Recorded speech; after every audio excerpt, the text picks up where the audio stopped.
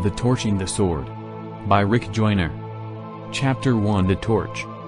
As I sat in my hotel room in London, I felt restless and thought about walking to Buckingham Palace, which was just a few blocks away. Even though I knew I was in the right place at the right time, it was one of my most difficult ministry trips ever. I began thinking about the prophecy which had foretold this trip, so I laid my head back in the chair to rest for a moment. Suddenly, I was in another world. I was standing on a beach, and water was gently lapping at my feet. I thought I must be dreaming, but I knew I was not asleep. I looked at the sky, which was brilliant with color. It was like no sunset or sunrise that I had ever seen. I pondered why I could not tell if it was a sunrise or a sunset. Then I noticed the air. It was more than just clear and fresh. With each breath I felt I was being rejuvenated, my mind was being quickened, and my thoughts were becoming increasingly more sharp and clear. I looked at the mountains in the distance and began to study them. They seemed to be at least 50 miles away, but maybe much farther. The air was so clear that it was hard to tell. I love mountains and have seen some of the world's most majestic, but these were more wonderful than any I had ever seen. They were like great fortress walls which exuded strength and purpose, yet they were also hospitable and inviting. Next, I looked down at the water between the mountains and me, wondering if there was a way around it so that I could go to the mountains. As far away as they were, I was drawn to them like a magnet and wanted to go to them immediately. I felt compelled to look more closely at the water. It too was crystal clear with just a hint of blue, a stunning contrast to the sky. I wondered if there could possibly be a more perfect place. In a strange way it seemed like home, like the place I belonged. I was coming alive in a way that was more than wonderful. It was like waking up from a dream into reality, but a much more wonderful one. Suddenly, I noticed a figure walking toward me on the beach. I could see from the distance that he was carrying a torch. It gave off light which was the same color as the sky. I knew immediately that it was the Lord. I could tell by the way he walked, with purpose but not in a hurry. He is never in a hurry because time submits to him. As he walked closer, I could see that he wore a white robe with a golden sash tied in the front. The hem at the base of his garment had a pattern of gold, as did the end of his sleeves. "It is sunset and sunrise," he said. "A sunrise in one place is a sunset in another. You live in the sunset of one age and the dawning of another. That is why you are here, to learn about the end of the age in which you are, and the beginning of the one which is dawning." As he drew close, he extended the torch to me, indicating that I should take it. "This is yours," he said. "I started this fire, but you must keep it going." As I took the torch, I was surprised it was so light, which made me think it must also be fragile. "It is neither light nor fragile," the Lord said, answering my thoughts. "It has more substance and more weight than the earth itself. This is the light of my presence.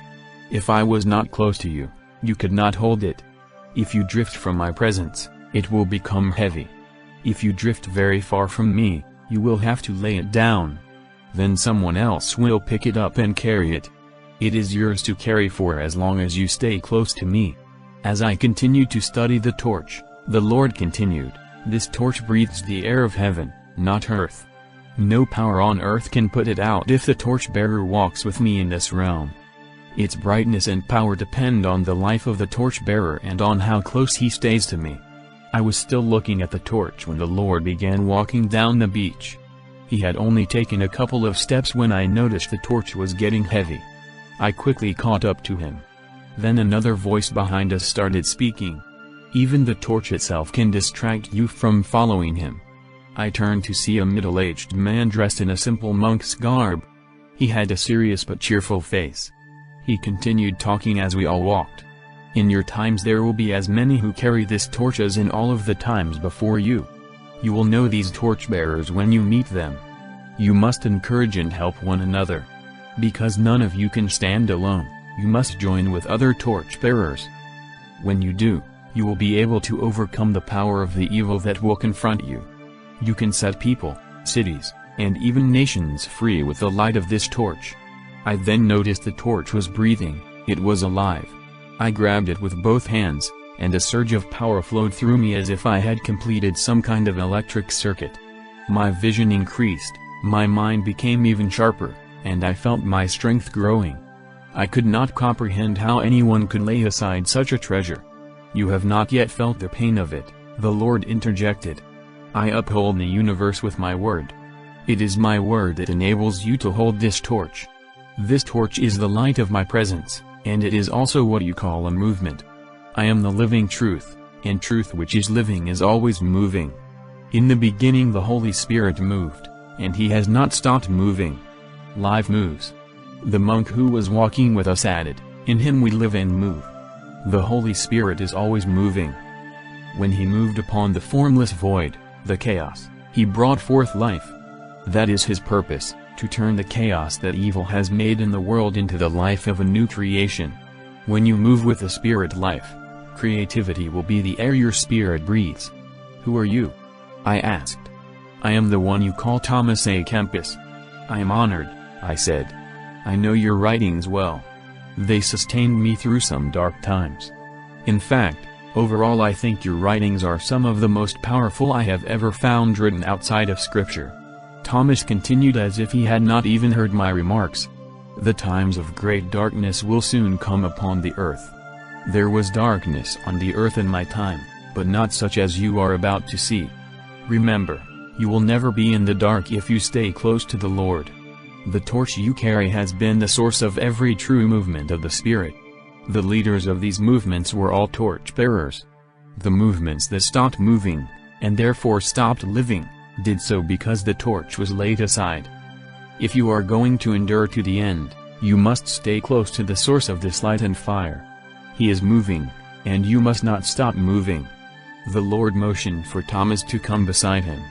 As he put his hand on Thomas' shoulder, his affection for him was obvious.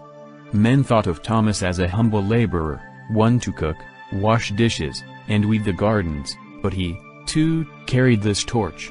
From his post of washing dishes, he became more powerful than kings or emperors. He prophesied to millions over generations. Even today my message goes forth from his writings to help prepare the coming ones. You can be more powerful washing dishes and staying close to me than you would be leading armies or nations but drifting from me. As we continued to walk, Thomas began to speak again. This torch is offered to all of his messengers. Only a few have carried it, and fewer still have carried it for very long.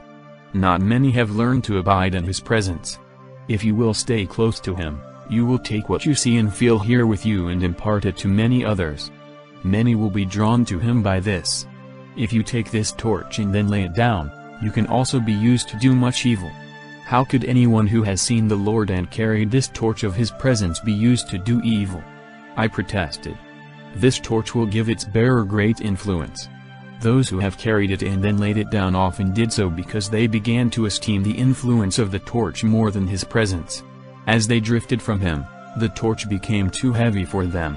They laid it aside, and began to substitute their own words for his words. This is how the doctrines and traditions of men began to eclipse the influence of his Spirit over men. This has happened to every movement until now. Do you think you can do better than all of the other torch-bearers? I felt the seriousness of this warning. I knew very well my tendencies to drift from seeking the Lord and staying close to him. I also knew my pride and presumption at times to think that my thoughts were his thoughts and my words were his words. Even in the glory of his presence, as we walked, a chill came over me. Once I was given this torch, my failures would be compounded, with many more people affected. I thought about my previous failures in ministry and then my failure in business. Each one had been a little more devastating. Now my ministry was growing again. Could I carry the weight of this responsibility? In almost every way that counted, everything which I had started in the past had ended as a failure. Would it be any different this time? I thought. The Lord looked at me in a way that conveyed both kindness and forgiveness, but at the same time, I felt the severity of the warning I was there to receive. My Spirit will go with you, and will convict you of your tendency to drift from me. Even so, you must follow my Spirit. Even the torch-bearers will not be forced to follow me. All will fall who do not love me more than sin and wickedness. All will fall who do not love the truth more than they love the praises of men. If you love me and my truth more than the idols that the world now worships, you will not fall. This will be your daily choice, to follow me or serve idols which can easily eclipse your affection for me. I gripped the torch much tighter. As I did, I felt so much energy flowing through me that it was as if every cell in my body was awakened and ready to spring forward. I thought about Romans 8:11, but if the spirit of him who raised Jesus from the dead dwells in you, he who raised Christ Jesus from the dead will also give life to your mortal bodies through his Spirit who indwells you. Being close to him was causing my mortal body to come alive like I had never felt it before. Being awakened in this way, I began to realize everything in this place was alive, the trees and grass, but also in a strange way it seemed that the mountains themselves were alive. Even the clouds were somehow trying to speak. In a profound way it felt natural. It was right. I began to have a kind of fellowship with everything I could see. As I drank this all in, the Lord continued. It is now time to show the earth that heaven exists. Lower the torch to the sea. I lowered it to the water until it touched. Then I lowered it farther until it was completely submerged. The fire of the torch continued to burn brightly and even more beautifully under the water. Then the water caught on fire. Flames spread out from the torch and began to sweep toward the horizon. It proceeded slowly and steadily, reminding me of the way the Lord walked. I wondered if the sea was actually composed of some kind of fuel. As I looked at it more closely, I could tell that it, too, was alive. I watched as the fire burned. There was no smoke and no fumes. There was some heat, but it was gentle, a kind of penetrating warmth which seemed to release even greater energy inside me. As I stood by, it continued to increase. Soon I felt I could leap over a house, or maybe even lift one. It was an extraordinary, wonderful feeling. As I became alive, I was joining a life force that gave me the strength of the whole. It was like experiencing a spiritual critical mass. Thomas was watching me closely and soberly. He then added, as you abide in him and do his will, you will begin to flow with his life force, which is in all of the living. In this way, as we help others to come alive, the life grows in us too. Do not fall to worshipping this life force. You will only stay on the path of life if you seek the source of life. I knew this was another important warning, a trap which many cults and New Age movements had fallen into. Even so, I wanted to remember the feeling. I knew that everyone who ever tasted of this life force would be forever addicted to it, perpetually seeking it like a junkie seeks his next fix. Thomas, also obviously reading my thoughts, continued. There is no intoxication like life itself, but remember that it is still intoxication. Many fall under even the slightest touch of his spirit and can become drunk in the spirit by just a taste of this. However, the priests had to learn to stand and minister even in the presence of his glory. If you yield your body to this life, you will be drunken. If you yield your spirit, you will be quickened, strengthened, and see even more clearly.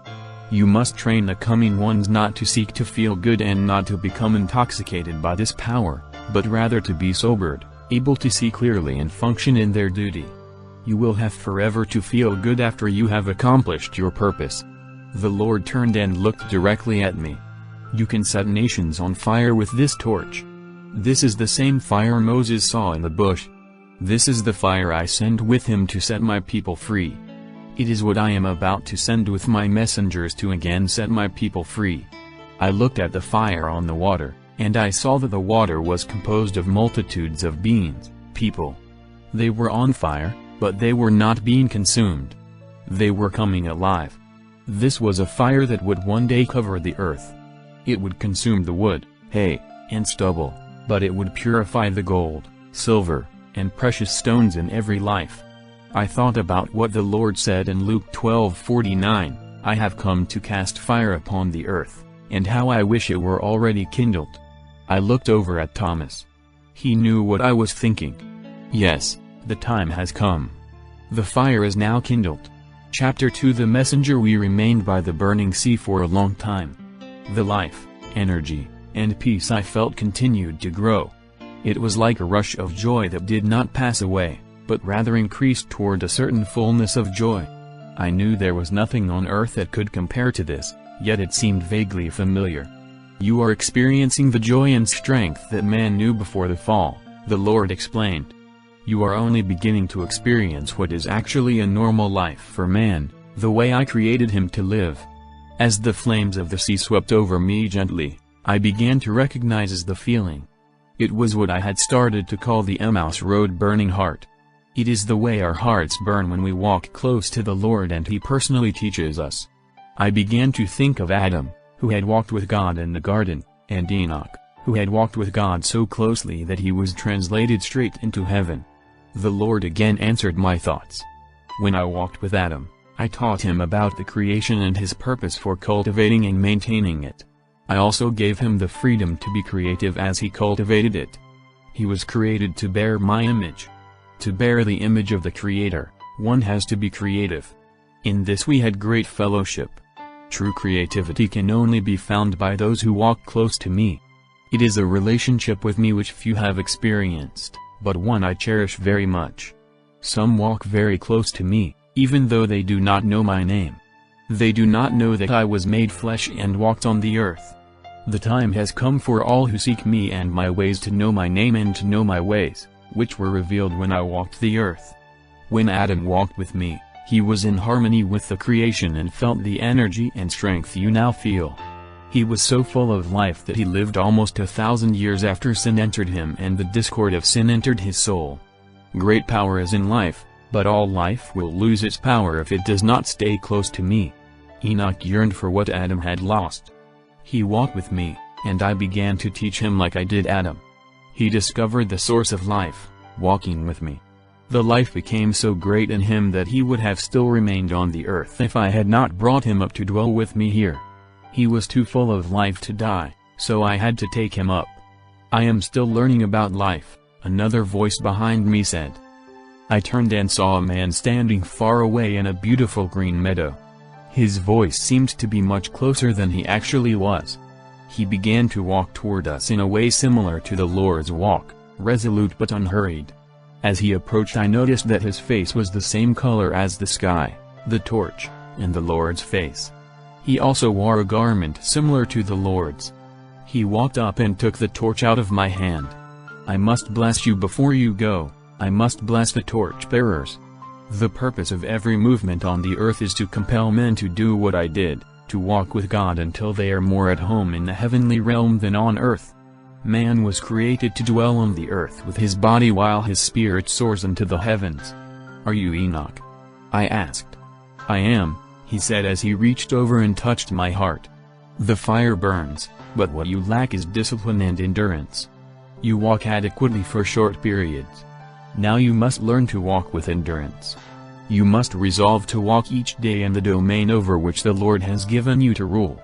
He has given you authority, but you must walk with Him in your domain. Only then will you be fruitful and multiply as you are called.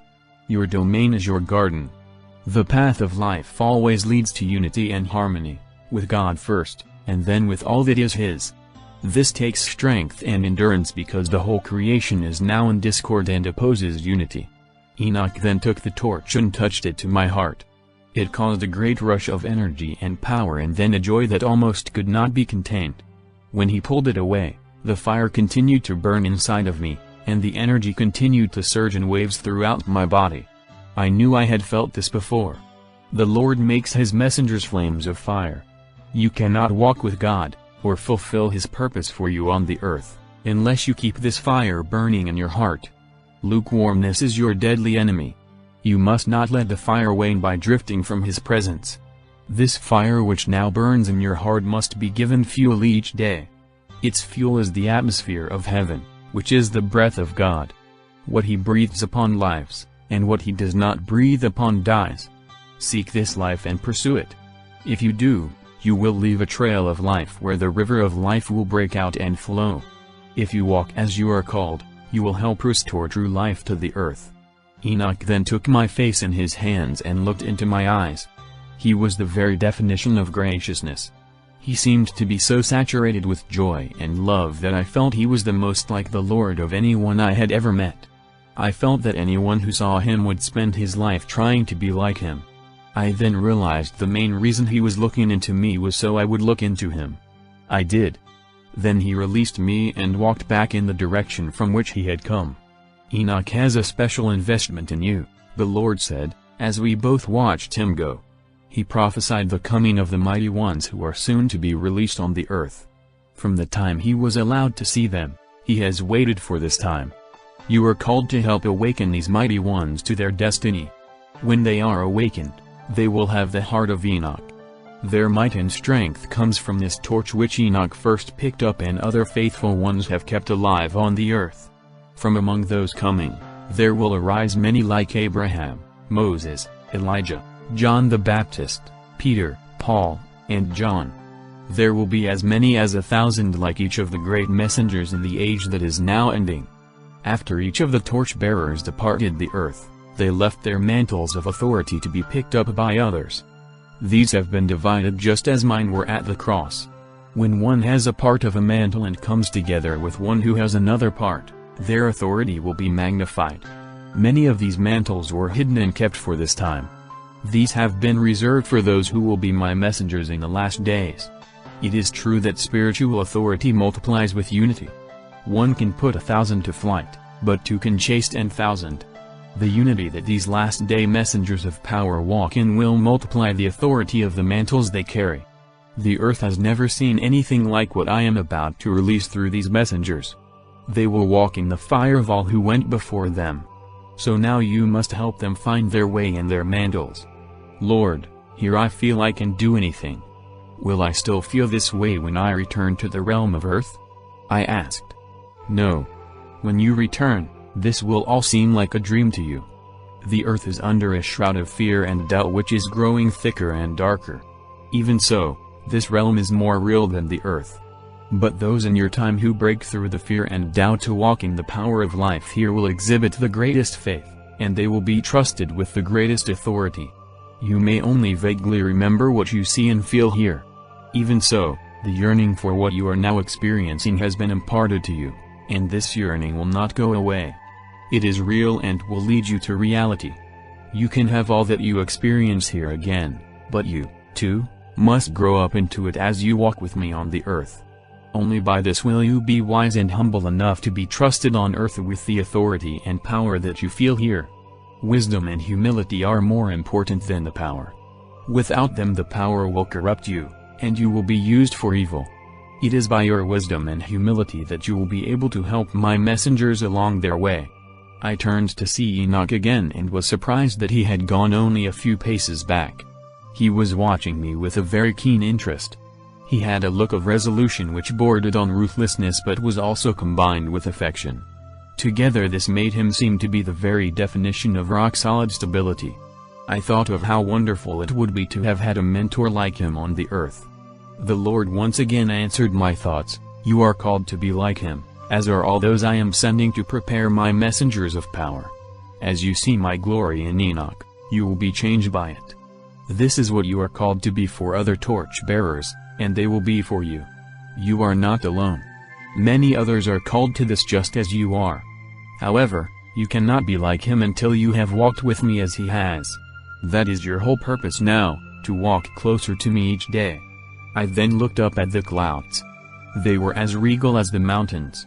Each one seemed precisely in its place like those an artist would use to perfectly grace a painting. In no way did they hinder or block the light or the sky, but they framed it in a way which accentuated it. There was one directly above us which formed a perfect canopy. The clouds were so alive that personality exuded from them. They had purpose. I knew they were devoted to accenting the glory of everything that was around them as perfectly as they could, and they were doing this for us. The clouds were so wonderfully lovable that I wished there was some way to show them to every child on the earth. The Lord let me drink this in and then continued. I created man to be the torch-bearer for all of creation. All men have this calling and were created to walk with me and carry the light of life. Many are called, but few are chosen. You must now go and find those who have persevered to become my chosen ones. They will keep the fire and ignite in all men the fire that man was created to have. You will know these chosen ones by the fire that already burns in them. They will never be content with religious practices, for they yearn for me and the reality of this realm. Because they seek me, I will be found by them. I will give them their heart's desire, my fellowship. I will be their inheritance. I will also give them greater authority than I have yet entrusted to men on the earth. They will receive this because they will have the wisdom and humility to use it. When the day of judgment comes, their testimony will be that they walked with me and their fire did not dim. These are my messengers that the whole creation has been waiting and travailing for. It is time for them to awaken. The Lord then stepped out on the water, into the midst of the flames. I watched as he began walking toward the mountains. I knew I had to follow. As he walked out onto the burning sea, the torch became heavier. If I was going to continue holding the torch I would have to follow him, but I was hesitant about trying to walk on the water. Finally I determined to step out without thinking any more about it. When I did, I was able to walk on the sea as if it were a paved road.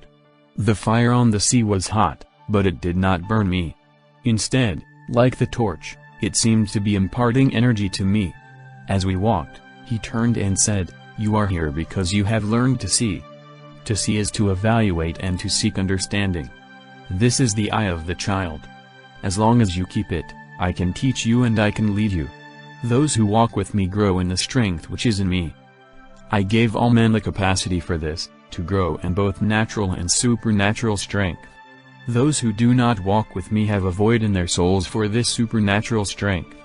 Those who do not walk with me turn to the evil one for power to fill the voids in their hearts. I give my power to those who are wise and mature enough to use it. The evil one gives his power to those who are foolish and immature enough to be used by it. The time is coming upon the earth when all must choose to walk with me or be taken over by the power of an evil greater than has yet to be known on the earth. As we walked, waves of fire spread out from us on the sea as if we were a wind blowing. When the Lord pointed in a direction, the flames intensified in the direction he was pointing. I tried pointing, and it did the same. Then the Lord stopped and turned to look at me. I have a fire to cast upon the earth that has now been kindled. Pray for my fire to come. It will purify the earth. Pray for it to consume the chaff and to purify my chosen ones.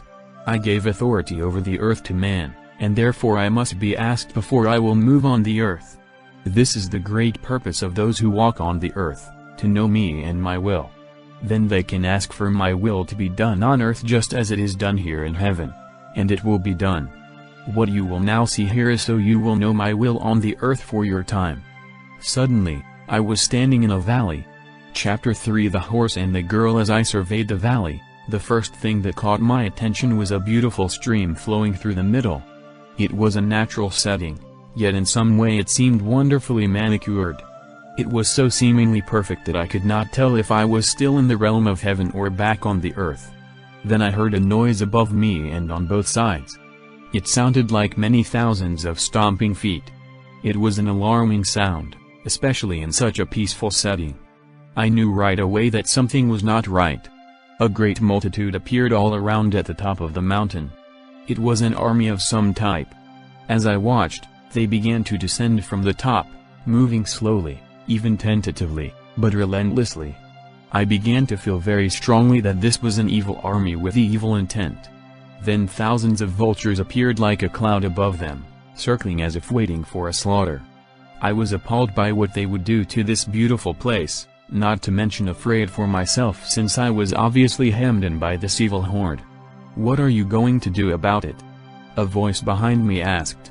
I turned to see who was speaking and saw a large, white stallion. It was beautiful, with the muscles rippling even as it stood still. I had never seen such intelligence in an animal's eyes before, so I wondered if it had spoken. "What can I do about it?" I asked. "I see you are a torchbearer. This horse is for you," the voice continued.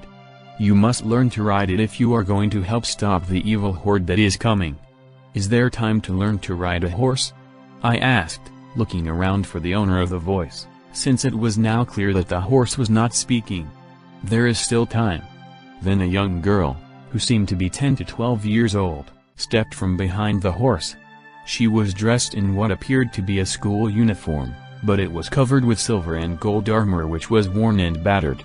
A sword was strapped to her belt. She was thin with a beautiful face and brilliant blue eyes which were set in a fierce, penetrating focus. She exuded a boldness and confidence with a childlike purity that was stunning in its nobility. "I am here to teach you how to ride," the girl said. "We have time," she repeated as if trying to calm me. I was captivated by this little girl but still agitated by the huge, dark force that was descending on us. I marveled at how calm she was. I wondered if she was just too young to understand what such a horde from hell would do to her and this place. However, as I looked at her, it was obvious that she had both experience and intelligence beyond her years. "I understand much more than you think," she replied as if my thoughts had been spoken out loud. "I am here to fight with you, but first you must learn to ride this horse. We do have time, but not time to waste. We must get started." "Let's get started then," I said, not wanting to waste a second. "I know how to ride a horse. Is there anything special I need to know to ride this one?" I asked. "I don't know," she answered. "I have never ridden a horse. But I thought you just said you were here to teach me how to ride. How are you going to teach me if you have never ridden a horse yourself?" "You will learn by teaching me. You will not be fully trusted with this horse until I have my own and can ride it as well as you do. You also must understand that this is not like any horse you have ridden before. Tell me all that you know," I replied. "Can we drink from this stream?" I asked, feeling thirsty and weak. "Of course. That is why it is here." I reached up and touched the reins on the horse. I gently pulled, and it followed me without a hint of resistance. When we reached the bank of the stream, I reached down and brought a sip of water to my lips. Immediately, my eyes brightened and my mind became clear. As I continued to drink, I felt stronger. I gently nudged the horse forward, and it knelt down on its knees and drank. I had never seen a horse do that. The little girl did the same, getting down on her knees to drink. I decided to do the same and drank my fill. "Fear makes you weak," the girl said when she had finished. "You're a very wise little girl," I responded, thinking how truly extraordinary this child was. "How do you know so much, and how do you know about this torch?" Before she could answer, the increased noise from above caused us both to look up. There was obvious confusion in the ranks of the evil host. My eyes were so sharp now from the water that I could make out some of the banners over the different divisions. The banners I could see were named after different philosophies, religions, and strange mystical teachings, some of which I had heard about but were not very familiar with. There were other banners, but they were too small or far off for me to read. As we continued to watch, the confusion increased until some of the divisions started fighting with each other. A huge cloud of dust was rising, and battles were breaking out in all directions. Soon the entire horde was disappearing back over the tops of the mountains. However, they did not go far because I could still hear them and see the dust rising from the great commotion which was obviously going on among them. So it seemed we were safe for a while. "That is why we still have time," the little girl explained. "Demons hate each other as much as they hate us. They can't march together for very long before they start fighting each other. The only thing that can keep them unified is a battle with us. Their fear of us is stronger than their jealousy of each other. That is why we must be ready to defeat them when we fight. When we fight we must destroy them completely." "You talk as if you are a seasoned warrior," I said, examining her armor. "Please tell me more. I have already watched well-meaning but foolish people try to fight the evil ones before they were strong enough to defeat them. This only made the enemy stronger and more unified. Battles that are not fought through until there is a complete victory always result in our losing more ground to the enemy. Even though it was before my time, I was told that we once had control over much of this country. Now we are surrounded in this little valley.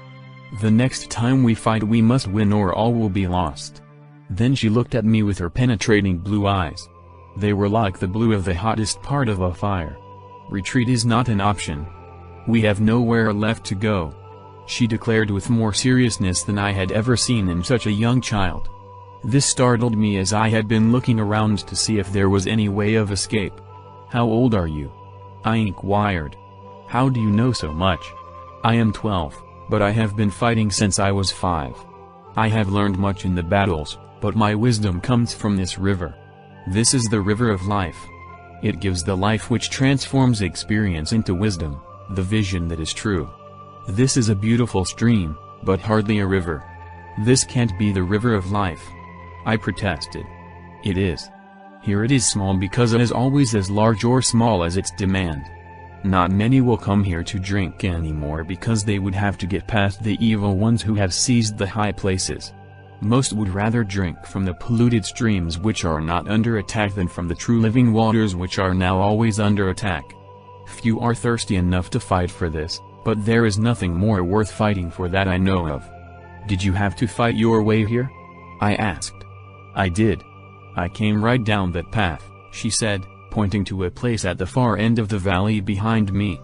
How did you get past the evil army? I inquired. Are there still gaps that you can get through? No. They have us completely surrounded now. But anyone with the courage to keep moving even when they are attacked can make it through their ranks. I chose the weakest part of their army and walked right through the middle of it. What was the weakest part? And how did you know it was weak? There was a large division called ridicule. I chose to walk through it because I knew they could not really hurt me. I was told that when they saw my resolve they would give way before me, and they did. They raved and screamed insults and obscenities, but they parted and let me pass. I blocked all of their shots with my shield and was not even wounded. Who told you that you could do that? My mother. Is she here, too? I asked. No. Where is she? She didn't make it through. When we were passing through the ridicule, she stopped and said she was going back to get more people and lead them through. She said she would join me later. I don't think she will though. Why not? She taught me very well, but she could not do what she taught me to do. I saw her waver from the insults and ridicule. She went back to get more people because she needs the approval of people. No one can make it through who cares too much about what others think of him. Can she make it in some other way? It is possible, but going through the ridicule is by far the easiest way. In fact, when she hesitated and started to retreat, she was quickly overcome. She then began ridiculing me with the rest of them. Once you begin to retreat before the evil ones, you are easy prey for them. She is now one of their prisoners. I'm sorry. I know you must miss her. She was at least a great teacher.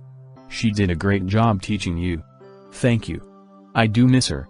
It has been very lonely here, but it is still better than being out there, under the influence of that evil horde.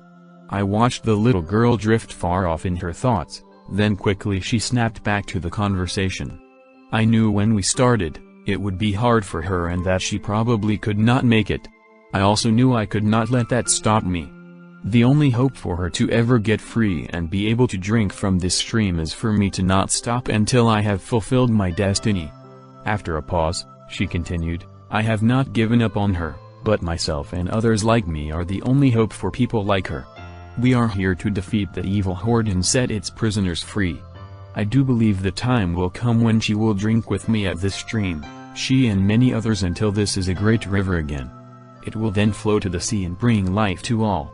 If there are many others like you, then I have no trouble believing that you will win the victory. Have you met others like yourself who have this vision and resolve to do this? I asked.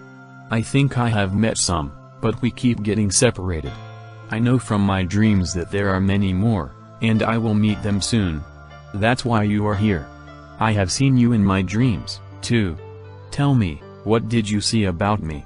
Well, I did not see you specifically, but I saw the coming of the torch-bearers. At first there were just a few and then more and more kept coming. I, too, will one day be given a torch to carry. In fact, many of the torch-bearers are quite young. As she was speaking, a large division of the evil army crested the top of the mountain and started down much more rapidly and in relatively good order. We watched transfixed as it advanced almost a third of the way down the mountain. Then it was attacked from the rear by another one of the evil divisions. Soon it sounded like several more joined in the assault on it.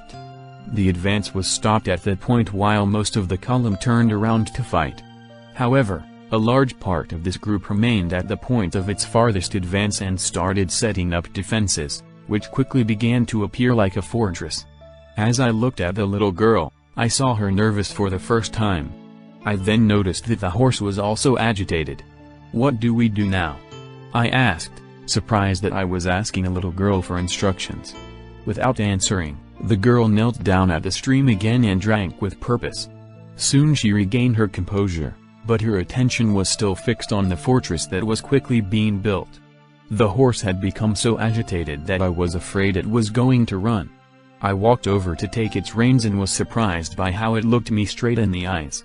I tried to stay as calm as I could because I felt if he sensed fear in me, he would certainly bolt. He let me take the reins and lead him back to the stream. It was not as easy as before to get him to drink, but he did.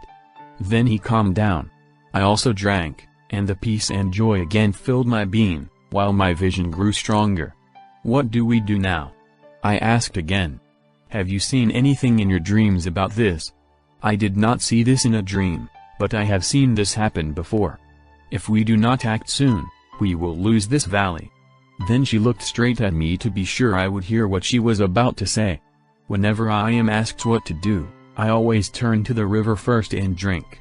Then I pray, as we must do now. I have been in 2 other places where this river ran, and both were taken over by the enemy. We must not let this happen here. We must fight this time, she said, looking at me kind of skeptically. I will fight even if I have to do it alone. I don't think there is anywhere else left to go where this river flows. It is very noble to want to fight and to even be willing to fight alone, I replied, but how can just the 2 of us stand against so many? She did not answer me, but started praying. I listened for just a few minutes. Her requests were concise and to the point. She did not try to explain anything to God. She mostly asked for the Holy Spirit, courage, wisdom, and power to defeat the enemy. She then prayed for her mother and other loved ones who were captives of the evil horde. She asked for specific places to be retaken from the enemy. It was the prayer of a seasoned warrior who had seen many battles and did not want to waste time or words. It was also like a conversation with her friend. It was so moving that I did not believe the Lord could possibly reject her requests. When she ended, she looked up at me. All I could say was Amen. You asked how we could defeat such a huge army. Why couldn't we? We have the Lord on our side. I understand, but how were the others lost that you fought for?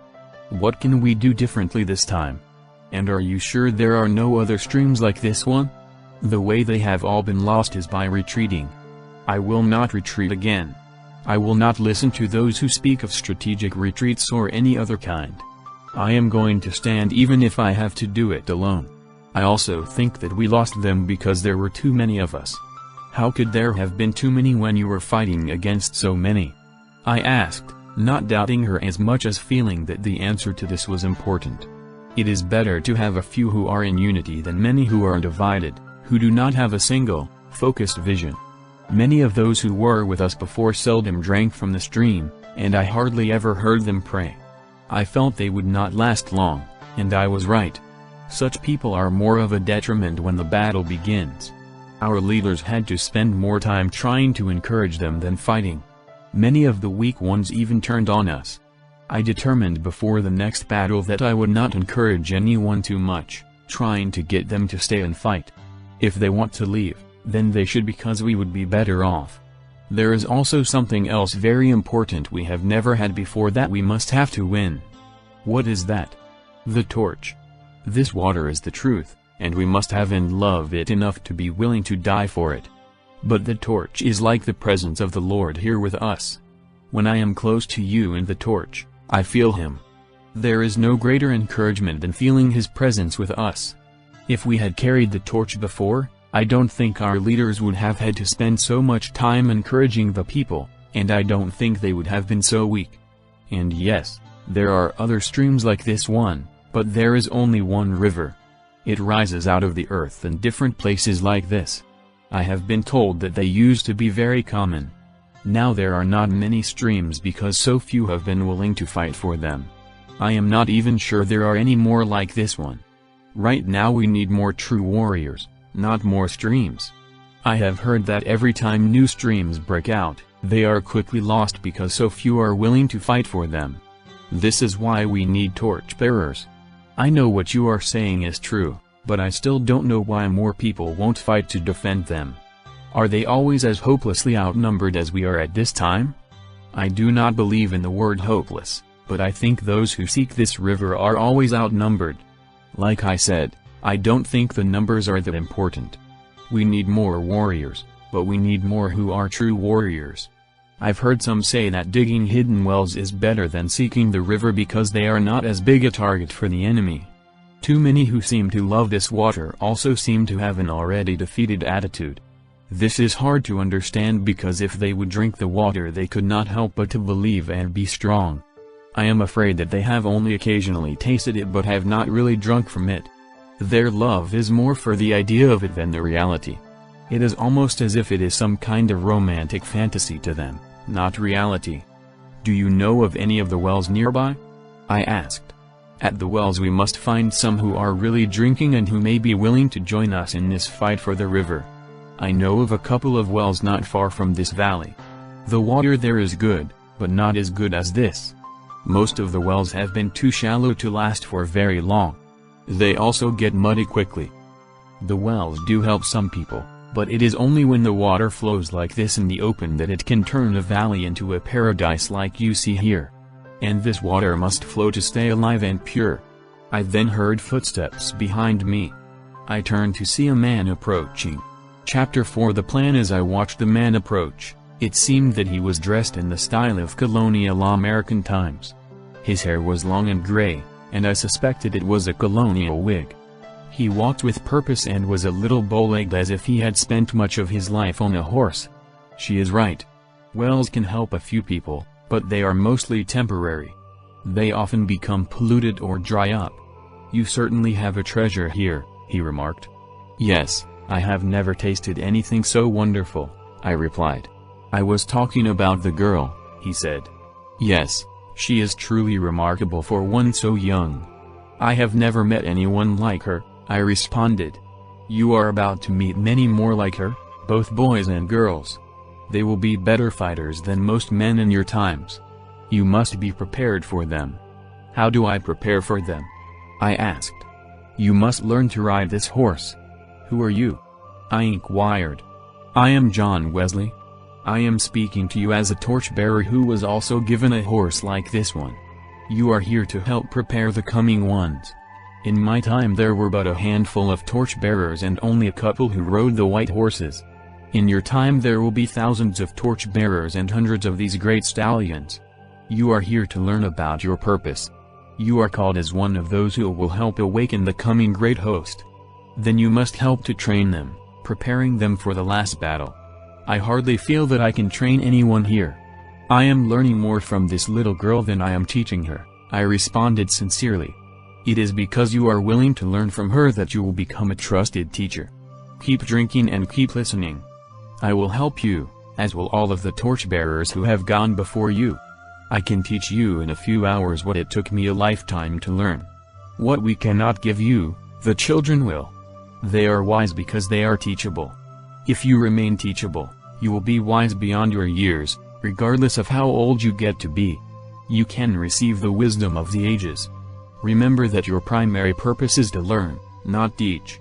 The primary teaching that you have for the coming ones is to teach them how to learn. This is what it means to be a disciple. You are forever a student. Each one that you meet will teach you more about how to learn, and you will teach them the same. We are certainly in a situation that is beyond my present knowledge or wisdom to know how to handle, I responded. It seems that this horse and learning how to ride it are the keys to us defending this stream. If you are here to help me, I am ready. One thing that you must know and not forget, Wesley said sternly, is she was right when she said you cannot retreat. You are now surrounded, and there is nowhere to run. A few wells are left in this region, but they are drying up fast. You must defend this river and gather your army here. How do I gather an army if there are just a few wells in this region? Are there enough faithful ones to build an army? No, there are not. You may gather a few from them, but your army is the very one that is descending on you here. Your victory over this evil horde is to convert its soldiers. Then you must teach them to drink from this stream. You must add others to them, and they must go forth to conquer. I can also assure you that if you will fight and not give up, you cannot lose." Then the little girl spoke up. "I knew it. Many of my friends and relatives are in that evil army. I knew they would one day be soldiers of the king." "You are right," Wesley continued. "You must do more than just set them free from their bondage. You must train, equip, and release them to go and recover the wells the enemy has stopped up and heal the streams of the river which have been polluted and buried." As I looked up and thought about the huge horde above us, I remembered what a great general once said when told that he was surrounded. "Great. Now we have them where we want them. They can't get away this time." Attack in every direction. As I was thinking about this, I noticed Wesley looking at me. He asked, "Can you be so bold?" "It doesn't seem that we have a choice," I replied. "It is a remarkable thing. They are so numerous and have us surrounded, and we are so few, but they are in our trap. Certainly, only the Lord could ever pull off such a victory.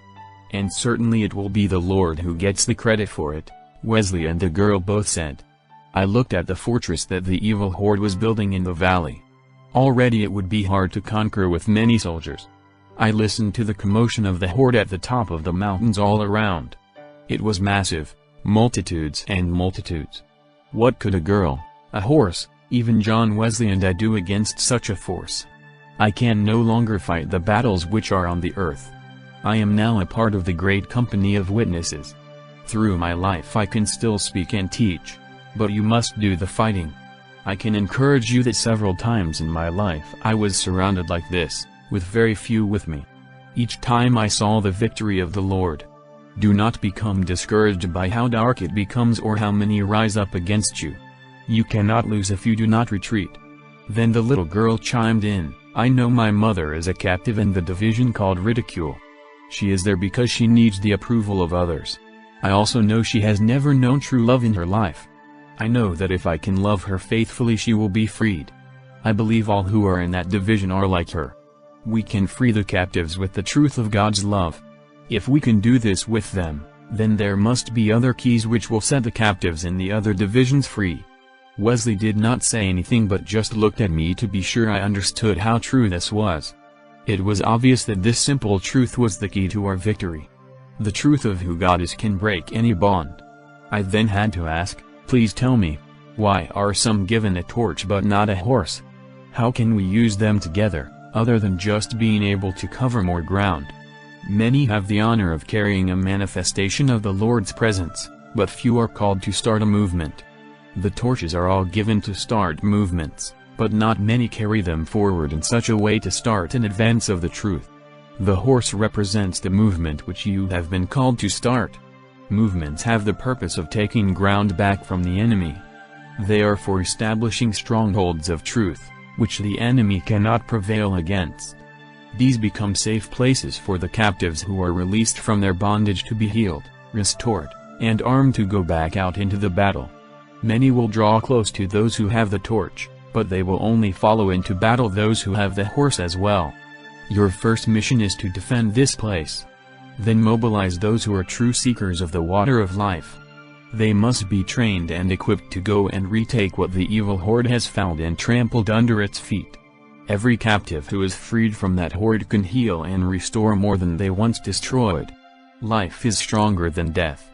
Remember that you are not called to just take back the earth, but to restore those who are called to rule over the earth. As your armor bearer here has told you, the more who drink from this stream, the larger it will grow. In this way you can turn this little stream into a river that overflows until it reaches many other places. As it begins to grow here, when it breaks out in other valleys and deserts, it will be much stronger and deeper. How do I draw others here? I asked. It is obvious that we need a lot of help if we are to convert this army that surrounds us. You will draw others by drinking from the river yourself. Remember, the river grows as you and others begin to drink from it. The blind will follow anyone who can see, and the better you can see, the more who will be drawn to you. When they come, many will still be blind, and most will be wounded. You must teach them to drink until they are healed and can see. Regardless of what they look like at first, many who come to you will be the mighty ones that Enoch prophesied would come in your times. Then he looked at me with a penetrating stare as if looking to see if I could understand something very important. "The torch that you carry will also draw many to it, but the presence of the Lord is not enough." "How could the presence of the Lord not be enough?" I asked. "There is nothing greater than that. It is even more wonderful and invigorating than this water," I protested. "You are right about that. But many who love His presence still remain weak and immature because they only want to experience the joy of the Lord. Such are seldom willing to face the conflict of the times. His presence will always be the best and the most wonderful gift.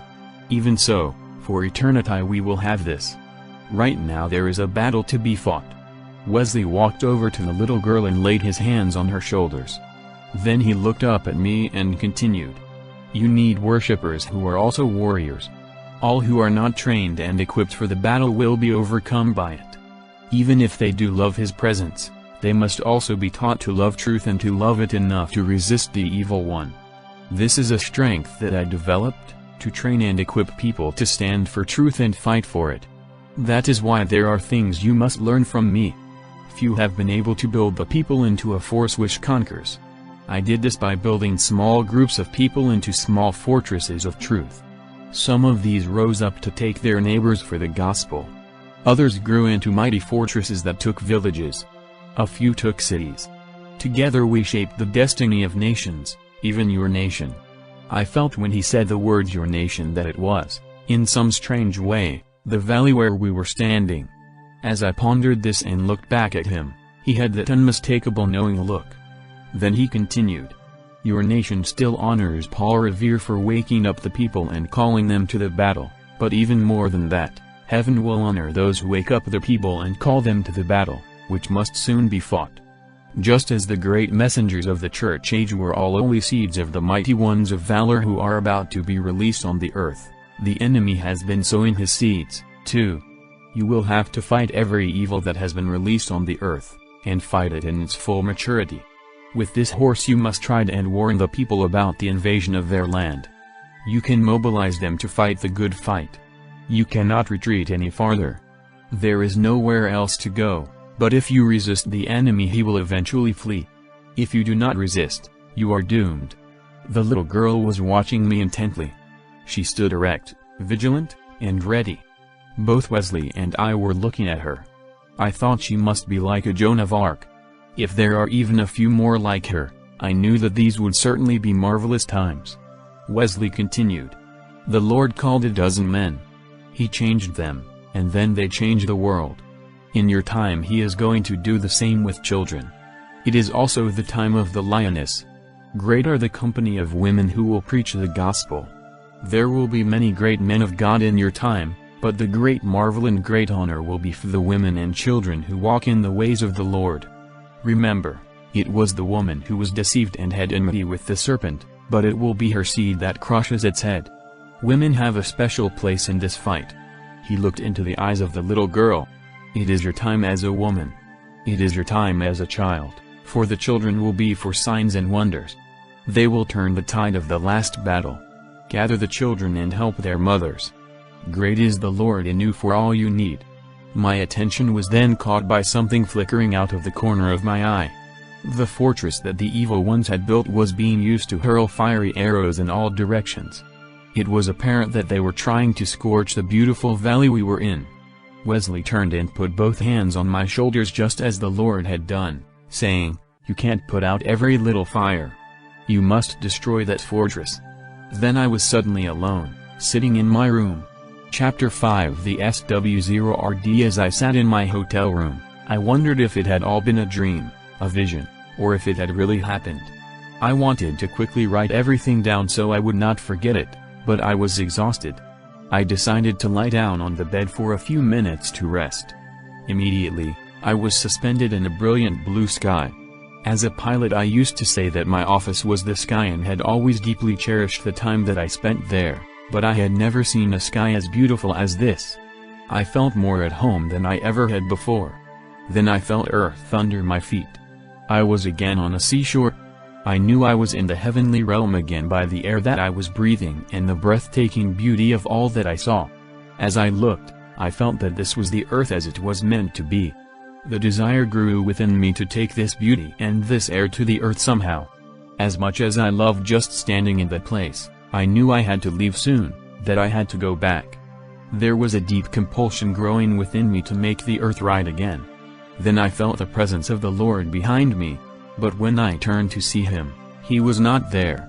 I closed my eyes to just focus on breathing the air. When I opened my eyes, I was standing in yet another place. I was in the middle of a street, alone. I did not recognize it, but I knew it was a street in London. The peace I had felt in the heavenly place was still with me but fading fast as I looked at my surroundings. The torch was in my hand, but as my peace faded, the torch became heavier. I knew that I had to focus on the Lord and sense his presence again. As I did, the peace returned somewhat, and the torch became a little lighter. I began to feel great danger. I determined to keep my peace, and even though I was not afraid, I was more vigilant. I determined to keep my main attention on the torch while glancing periodically at my surroundings. I saw no threat but continued to feel danger. Down the middle of the street there was a grass strip that was about 15 meters wide. It had trees down the center that were surrounded by little protective metal fences. I began to walk down the street. Then I noticed one little fence that did not have a tree near it. I just assumed the tree that had been there had died. This did not seem like a big deal at first, but I began to feel grief for the missing tree that I could not shake. I stopped beside the empty fence to ponder what I was feeling. When I did this, I felt the Lord standing behind me. "Put the torch there," he said. I walked over and placed the torch in the middle of the little fence, gently pushing it into the ground so that it stood up straight.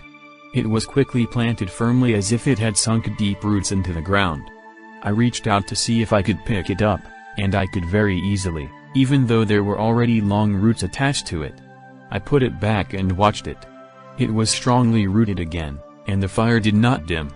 "You were able to pick it up easily because you have the authority," a voice behind me said.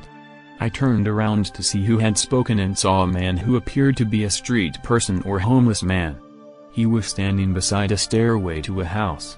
"Pardon me," I said. "How do you know about this torch?" He did not answer my question but just continued his statement. "Each of these trees was once a torch and carried by someone like you. This is a city where movements become monuments." I did not like the sound of that at all. My torch was still alive, and I did not want it to just become a tree lining an obscure street. I wanted to pick it up and take it with me, but then, the Lord had told me to place it there. I did not know what to do. Obviously seeing my dilemma, the man continued. "Before the end comes, there will be movements that do not stop moving. Maybe you are one of those who can carry such a movement. Even so, for now you must do as the Lord told you and leave the torch where it is. I perceive that you are not yet ready to carry it very far, much less carry it to the end." "Who are you?" I asked.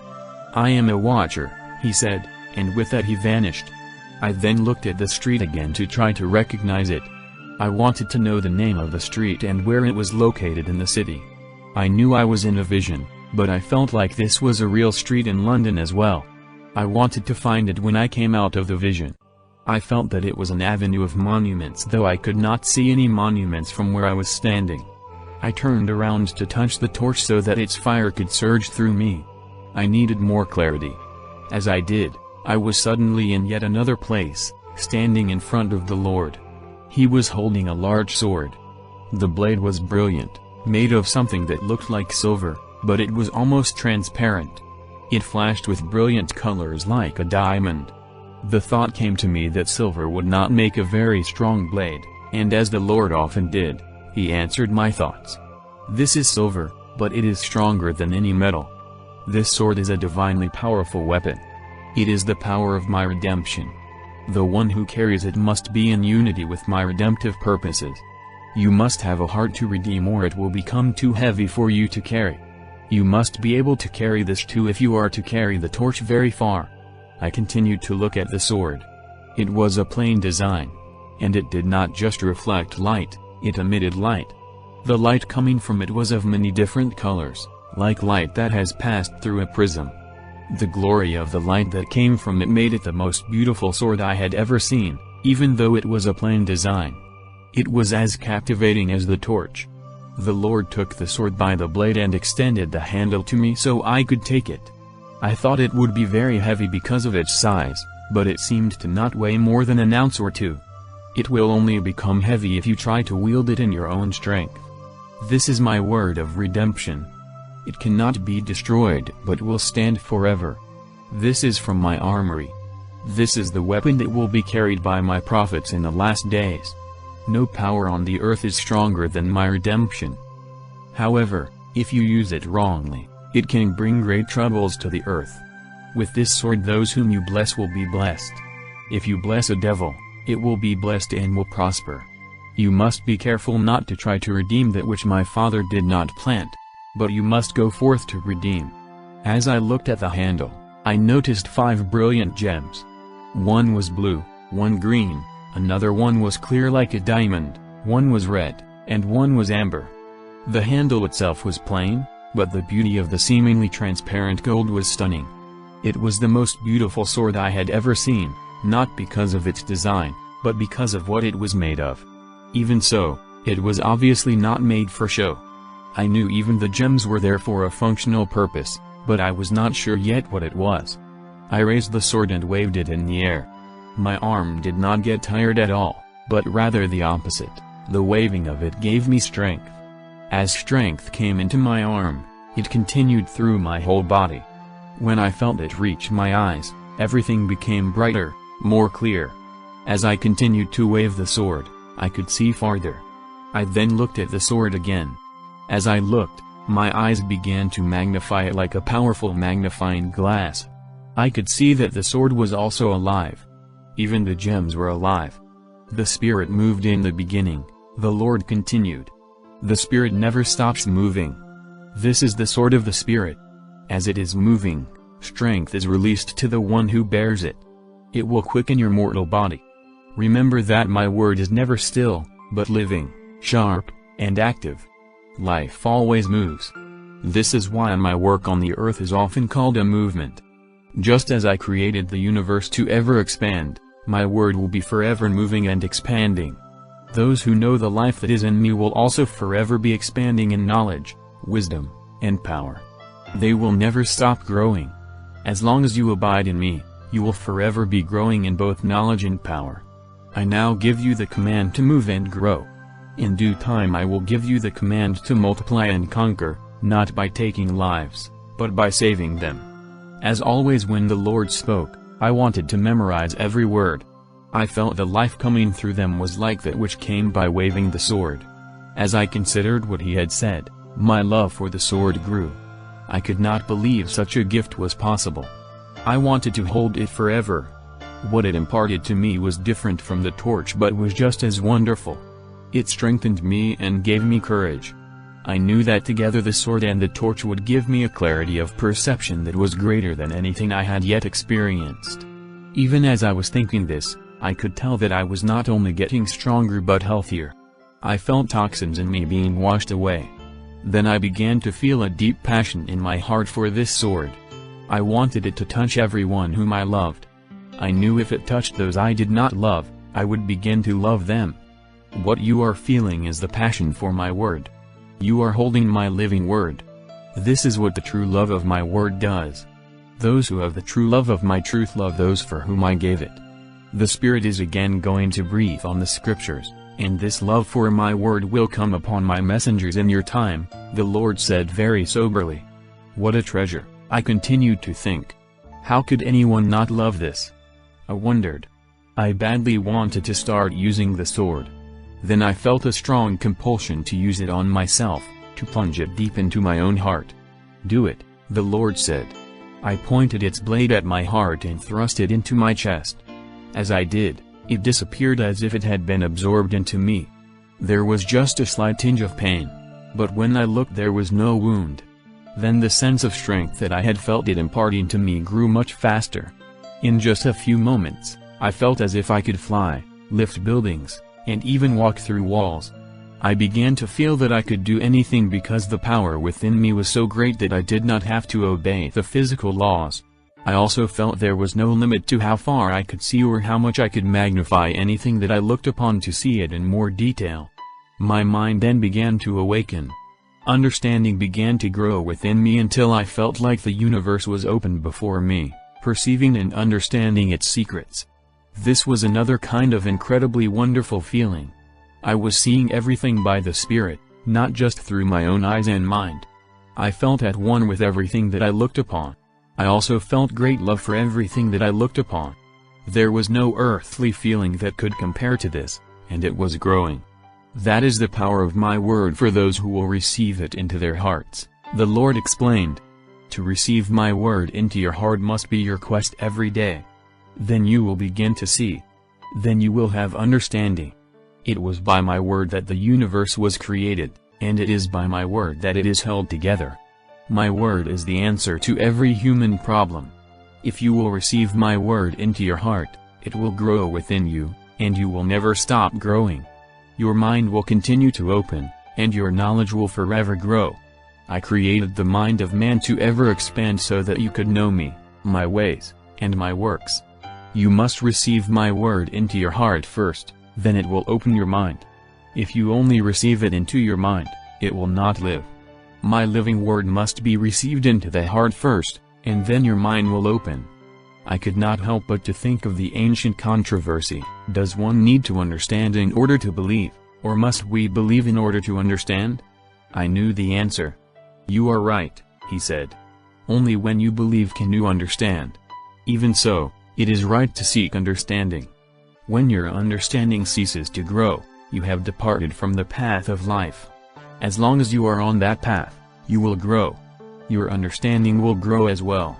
As the Lord spoke, I turned to look at him. I began to see glory that was beyond any human language to describe. I physically felt the glory that I was seeing. I knew it was because he and the sword that I had plunged into my heart were one. When his word was in my heart, I was able to see his glory as never before. As I looked at him, my vision continued to grow.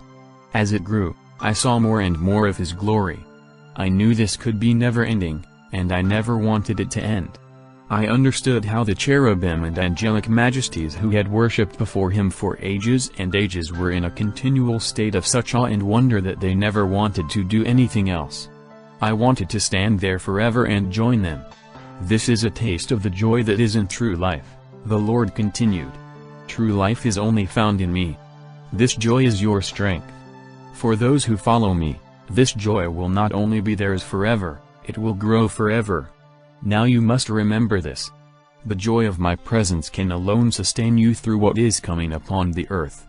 You will know my joy, and it will increase in you, but to do my work on the earth you must also know my sorrow. Then he turned around and I saw his back. He was still wounded, and the wounds were terrible. As I looked at them, they were magnified. I began to see darkness, disease, despair, and death. I felt grief and mourning that were worse than anything I had ever felt before. The grief grew to be as strong as the joy had been. I felt that I was gazing into hell itself. As I continued looking, I saw anger cascading into rage and murder until blood flowed like a river. I saw lust grow into a raging, hot disease that was erupting like a volcano, destroying everything in its path. Over everything I felt a gripping selfishness, which was the exact opposite of the oneness with everything that I had felt before. And it released a choking darkness that burned my lungs. It, too, was growing and expanding. When I felt I could not live much longer in the terror and despair that I was feeling, I cried out for the Lord to save me or kill me. The Lord turned around. My strength had left me. I collapsed to the ground and still wanted to die. Lying there I could hear him, but he seemed to be very far away. I had seemingly lost all comprehension of the glory that I had seen just moments before. Could the darkness be that much stronger than the glory? I wondered. That was a taste of the power that you are facing in your times. If you had not first tasted of my glory, you would not have lived. I have overcome all evil, and you will come to know the power of my glory over all evil. But you must know the power of the evil that men on the earth are about to face. You must learn to walk in my presence in the midst of evil and prevail. If you do not abide in me, you will be overcome. I heard everything the Lord said, though he still seemed far away. I then felt something in my hand. It was the sword. It was moving back and forth on its own. It gripped my hand rather than me gripping it. Soon strength began to return to me. Slowly I got up. I felt filthier than I could ever remember feeling. Gradually, the feeling began to fade as if I was being washed by the gentle breeze, which the waving sword was creating. Soon I was able to stand. Then I could see the Lord and his glory again. "What you saw is the burden that I carry," the Lord said. "You saw what is now happening on the earth. The darkness is growing too. The earth itself will not be able to bear the evil of man much longer and will rebel against man. Terror will increase as the earth begins to rage and travail. Man is about to know fear such as has not been known since the beginning. Those who abide in me will likewise rise in faith as has never been demonstrated on the earth before. Because of the fear which is now being released, I have reserved the greatest demonstrations of faith for this time. Lord, how can anyone survive?" I begged, still feeling a little shaken from what I had seen. The darkness even seemed to overcome the glory and beauty that I was beholding. The time is approaching when no man can survive what they have released upon themselves, and they would all perish if I did not put an end to it. I will redeem the earth. In the greatest darkness, I will release an even greater light. The greater light is my love for the world and my redemption. You must learn to carry the torch and the sword into the darkness. You must learn to carry my love and my redemption at all times. When you learn to love the most wretched and most worthless, even those who are in the grips of the deep darkness, then my word of redemption is truly established in your heart. The power of my redemption will then flow through you. When Moses asked to see my glory, I showed him my back. He saw the stripes that I was to take for the sins of the world, and he saw what you saw, which is what I bore at the cross, the sin that I have already paid for. That is my glory too. It is right for you to want to see my face, to know the beauty and the life that is in me. It is right for you to want to carry that to the world, but there is another glory which you must know and carry. This is the pain that I bore for you. The world's greatest heroes are those who overcome the greatest enemies. The greatest saints are those who overcome the greatest darkness. You are being sent to call those who will serve me in the darkest of times. Therefore, you must know the depths of my redemption. You must know in the depths of your heart my love for those who are in the grip of the greatest evil. You must also know that the power of my redemption is great enough even for them. The sword that is being given to my messengers in the last days can break any yoke and cut through any chain. My light is stronger than any darkness. His words washed over me so that I continued to feel a deep cleansing from all I had seen of the darkness. As I listened, I continued to wave the sword until I felt my vision and strength completely return. I knew that I could not forget the power of the word of redemption to cleanse my soul and restore my vision and strength. My heart was warming, and I knew that it was the life of the sword which had been thrust into it, as well as its power in my hand. I knew this connection between the word in my heart and my hand was the connection between faith and works. It took both to cleanse and restore me just as it does everyone. This was the understanding that I could never forget. After a time the Lord continued, "You must have the sword and the torch. You must live in my manifest presence, and you must have my word in your heart and your hand. You must teach this to my messengers. No one will make it through the times ahead without both. You must grow in the light faster than the darkness is growing. My light is stronger, but to remain light it must be growing."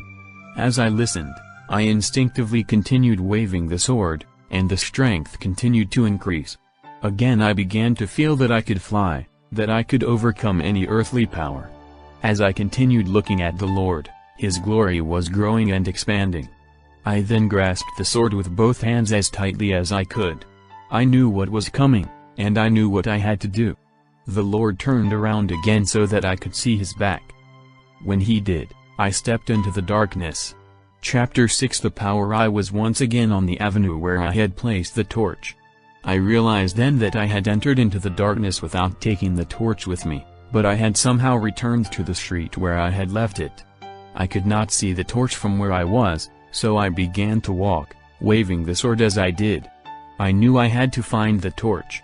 As I walked, I started to feel increasing darkness and oppression. It was indeed an avenue of monuments. As I waved the sword and my vision grew, I became alarmed that there did not seem to be life anywhere. The trees and grass in the middle of the street were green, but I did not feel life in them. I suspected that they were artificial, but when I looked more closely they had all of the functions of life, but were dead somehow. I continued to walk. It was a cold, damp, and dreary place.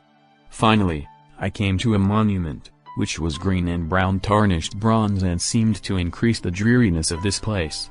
The statue was fastened to a marble foundation, but it all felt cold and meaningless. Even so, I felt that it was the statue of a great person, though I did not recognize who it was. I continued on, gently swinging the sword, not knowing what else to do. Then I saw a golden glow in the distance. It appeared to be life. As I approached it, I saw that it was a tree. It was still rather small, hardly taller than I was, but I was astonished by what I saw as I stepped up to it. The tree was the torch that I had left. It had grown and now had branches. It was full of life.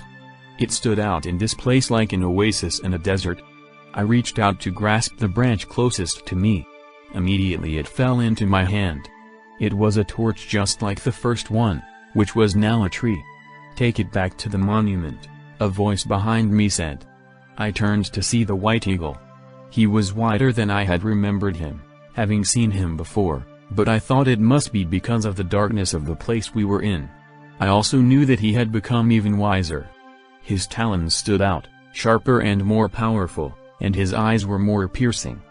"You were right to plant the torch. If you had held on to it, you would have had one good torch, but now you will have many." "How is that?" I asked. "And where are we?"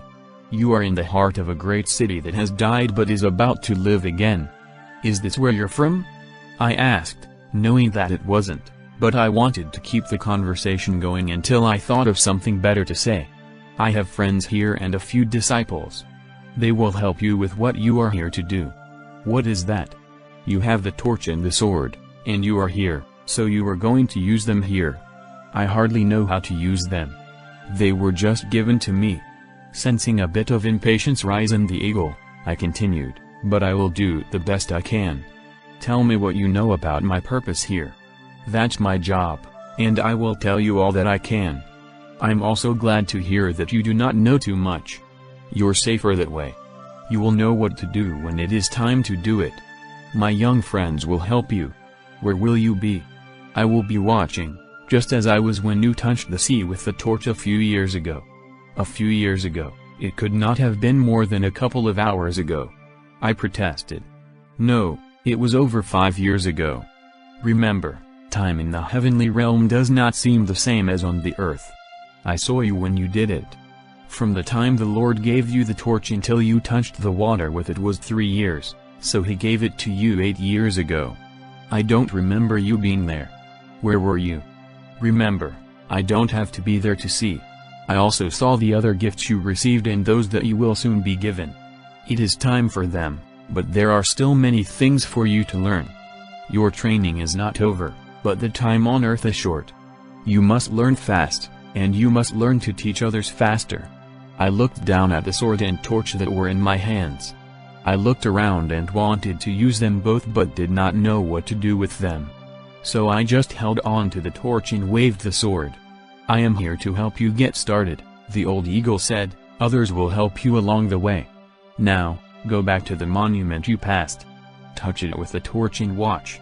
The old eagle spread his wings and he lifted high on a wind that I could not feel into the dark sky. Even though he soon disappeared, I could feel him and knew that he was watching. I then began to feel many others watching me as well. I started to walk, holding the torch out in front, waving the sword as I went. I felt increasing strength, and my vision grew. As this happened, I wanted to attack the darkness. I was born for this, I thought to myself. "Yes, you were," an unfamiliar voice answered. "You and many others, too. This is your time." Turning, I saw another eagle, much younger than the first. Even so, this young one seemed even more regal than the older one. It was the way he thrust his chest out a little more, and his wings were slightly open as if ready to soar at any moment.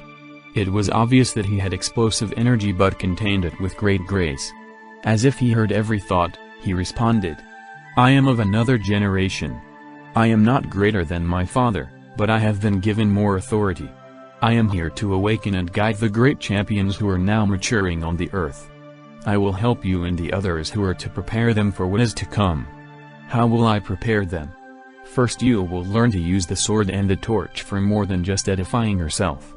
That is important to know, but it is just the beginning.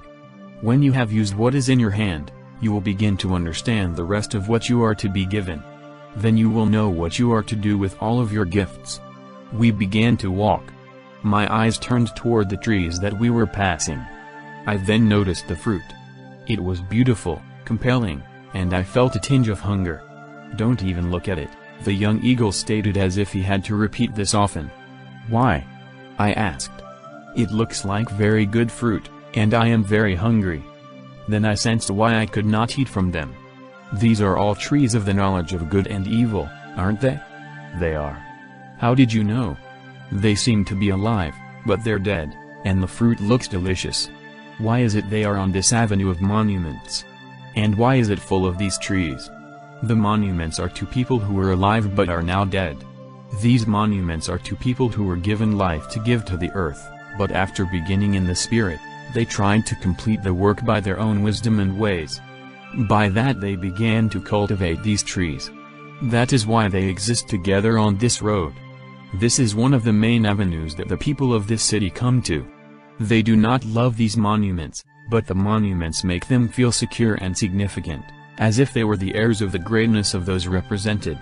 They also love the fruit from these trees, even though it is poison to them and it kills them just as it killed their empire. As we walked, my vision continued to increase. I began to see that the street was very wide, well manicured, and would have been very beautiful in sunlight. It still felt dead. The young eagle soared above me, and I knew he was watching me closely and discerning my thoughts. "What am I going to do here with the sword and torch?" I asked him. "First, understand these monuments. Even the smallest touch of life from God has the power to grow into that which would have restored the earth and made it a garden again. These monuments are to people who had life. They froze into dead monuments because they started thinking about how to build monuments to their own lives. There is no purpose in building monuments on the earth. They will all perish. What you are to build is part of the heavenly city. You will fail in your purpose if you care what men think of your work. You must only care what the Lord thinks of it. You are not here to build monuments, but a movement that will not stop moving. The river of life never stops moving. The Spirit never stops moving. If you stop, you will have departed from the way of the Spirit and the way of life.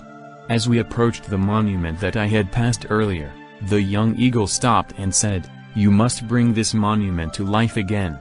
"Why would we want to do that?" I protested. "And how?" "The Father loves redemption.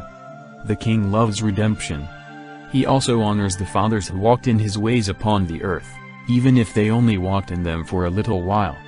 These monuments were not his will, but he is going to redeem them and use them for the sake of the fathers and for the sake of their children who now live in this city." Remember, Ishmael was not his will either.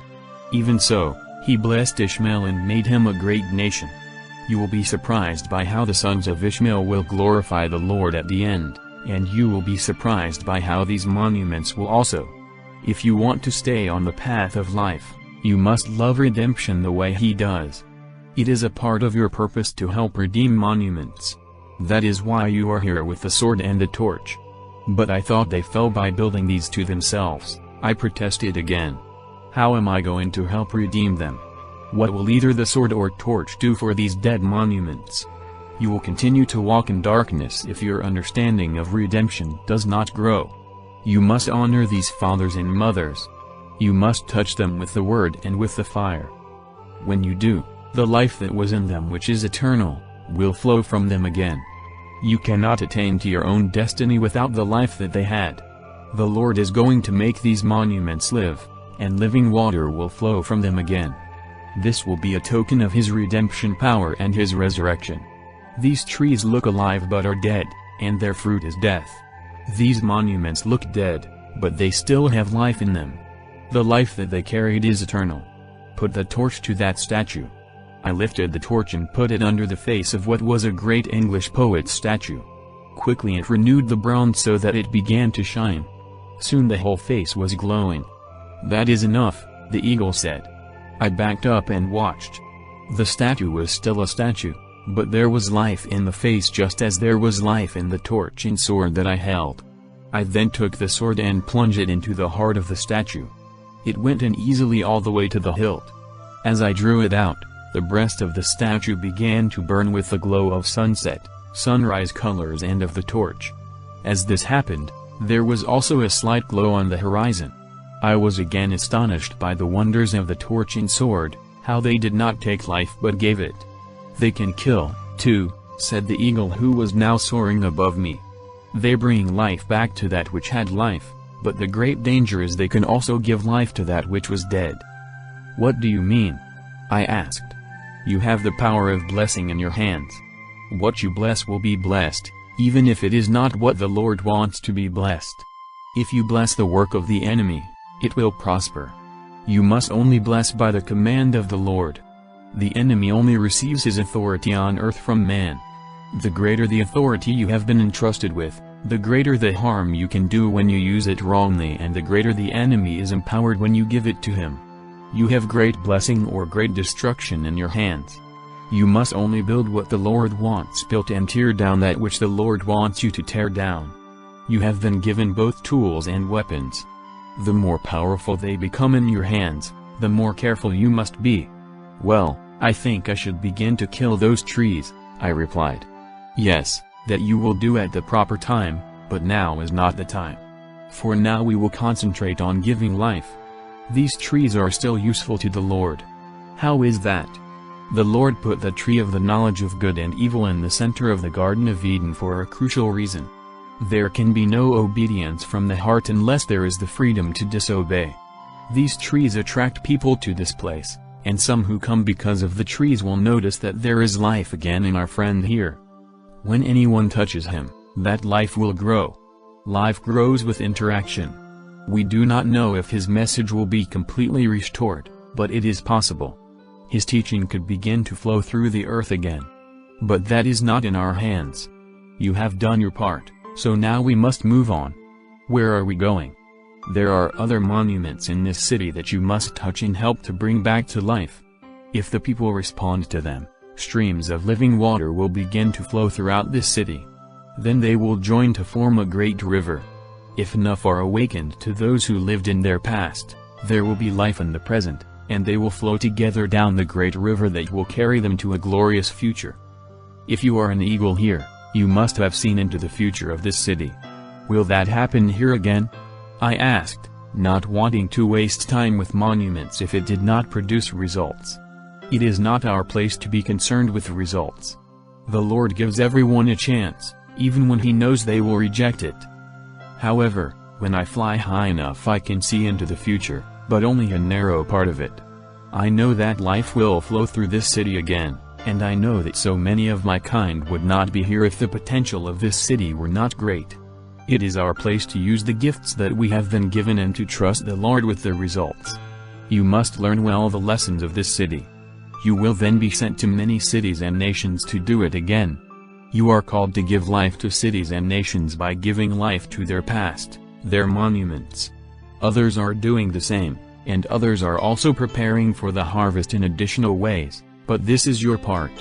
As I walked and the eagle continued to soar above me, I felt an urge to strike one of the trees of knowledge with my sword just to see what would happen. "Go ahead," the faint voice above me encouraged. I struck the tree just above the little fence at its base. The sword easily passed through it. I watched to see if it would fall over, but it did not. Then the fruit began to fall from it. Soon it gave off a terrible stench. I looked at the fruit still on the tree, and it was rotting right before my eyes. I backed far enough away so that none of it would fall on me. "That's how the Lord cursed the fig tree," I heard the eagle say from above, also marveling at the sight. "That sword is his word. It can give life, or it can take it. I then stepped close enough to put the torch to the side of the tree. The fire took to the tree as if it was dry paper, consuming it quickly. There was nothing but ashes. A breeze came that blew the ashes away. Soon there was no evidence that the tree had even been there. "Those are divinely powerful weapons," the eagle remarked. "That tree has deceived many people." "That was fast," I responded.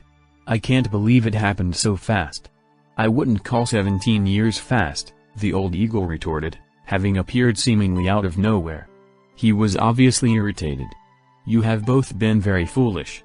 Remember, time is not the same here. That is why on the earth patience must be joined to your faith, or you will miss the timing of the Lord. We will have to return to clean up this mess," he said, departing as fast as he had come. He seemed to be in a terrible hurry. I still did not know why the old eagle had been so irritated. I could also tell that my young eagle friend was likewise confused. I was sorry that he had not explained it to us. I began to walk again and touch more monuments. Soon I could tell that the day was dawning. It was not as dreary either. I knew the sun would soon break through the fog. Many thought that this city had no future, that its night had come for good, but its greatest day may just be starting, I said to the young eagle who was still with me. I could feel a great hope rising in me for the city. I then noticed that he did not seem to hear. He was trying to look far away into the future. I, too, became lost in my own thoughts. I began to think of the valley, the horse, and the little girl. I wondered if rivers of life were about to begin in this city again. I wondered if there was a connection so that they could flow into the valley also. I became deeply concerned for that brave little girl. Her grace, wisdom, and maturity so far beyond her years made her one of the greatest treasures I had ever found. I wanted to get back, but I knew that what I was being given here, and what I was learning, was part of the plan for her and the valley she was trying to defend. I looked up again at the eagle. He had obviously seen something, but I could not tell if he was rejoicing or alarmed. As I looked up at him, I soon began to feel what he felt. I knew that my training was almost over. The alarm was about to be sounded. A great battle was about to begin. Chapter 7 The Queen. The young eagle landed beside me. "I know what you are about to tell me," I said. The young eagle looked at me with raised eyebrows and then continued with what he had started to say. "Things are happening faster than I thought. For the first time I did not want to fly higher so I could see farther. I was not ready to see what I did. I must gather the other eagles and find our father. The future is very dark. Keep going and I will see you again soon." He was off before I could protest. I was sorry I had been so quick to speak, implying I already knew what he was about to say. I knew his news was bad, but I did not know the details. My stupid pride, I thought. I resolved never to try to do that again. It always seemed to cost me knowledge. I walked on, waving the sword and holding the torch as close as I could, wondering what the young eagle had seen. I then came upon the statue of a lady. She was astonishingly beautiful, and I presumed that she had been an English queen. As I looked at her closely, my heart almost stopped. Not only did I know her face very well, but she was alive and pointing her scepter straight at me. Eagles sat on her and were all around her base like pigeons usually are around statues. They, too, were all looking at me. When she spoke, it was with a dignity I knew very well, and she had an authority which made me tremble. "You're the little girl I left in the valley. How did you get here, and how is it that you are a monument?" I stammered. She did not answer, but she looked at me curiously. One of the eagles then spoke. "You forget that time here is not the same as in the earthly realm. However, this is not the girl you have seen, but she is a descendant of Our Lady." I turned to the lady. "I'm sorry. I was just shocked when I saw you since you look so much alike." The great lady seemed to disregard what I said and continued to hold her scepter out toward me as she began to speak. "Will you awaken mothers to the glory of their calling? Will you give my daughters swords and torches? They are the ones who keep the torches alive, and they will wield the sword wisely. My daughters will stop the death and bring back the life." I stood in speechless awe. Her words came with authority and nobility, which were as beautiful as she was. I did not want her to stop speaking because her words were so exhilarating. "Are you Elizabeth?" I asked. "No." "Are you Mary, the mother of Jesus?" Gazing at me with eyes that were warm, yet firm, it seemed that the faintest smile crossed her lips as she answered. "You know me." Elizabeth knew me. Abraham searched for me. I am not Mary, but I, too, am a mother to Jesus. I am Jerusalem above. I am your mother too, because I am the mother of all who worship in spirit and truth. As I looked at her, I thought how she seemed to be motherhood in all of its glory. Her words did not just impart truth, but life, hope, courage, and strength. It was impossible to consider that a woman could be more attractive, and yet there was not a hint of seduction or sexual attraction. I just wanted to get as close to her as I could. Her presence was so warm and inviting that I began to move closer. I could not help but marvel at how anyone who was such a light could be on this avenue of monuments and not wake up the entire city. "Why are you here? Why are you in this city?" I asked. "How could anyone with such grace and life be on this avenue? Why are there not multitudes sitting at your feet? Men have made many monuments to me, but I have never died. Many have tried to bring me down to earth. They have mostly been those who have sat at my feet trying to use me. They try to bring me to earth through their own works rather than faith, which alone can establish me on the earth. You can see me as you do now because of the vision that you have. If your vision was greater, I would be even more to you. You are actually only seeing a little more of me than those who only see a bronze statue. I do have some in this city who have begun to see me as more than just a statue. That is why I am alive here. As their vision grows, I will be revealed more and more to this city. When they start to believe their vision in their hearts and not just their minds, I will be free from this avenue of monuments and will be raised above the palaces and castles of men.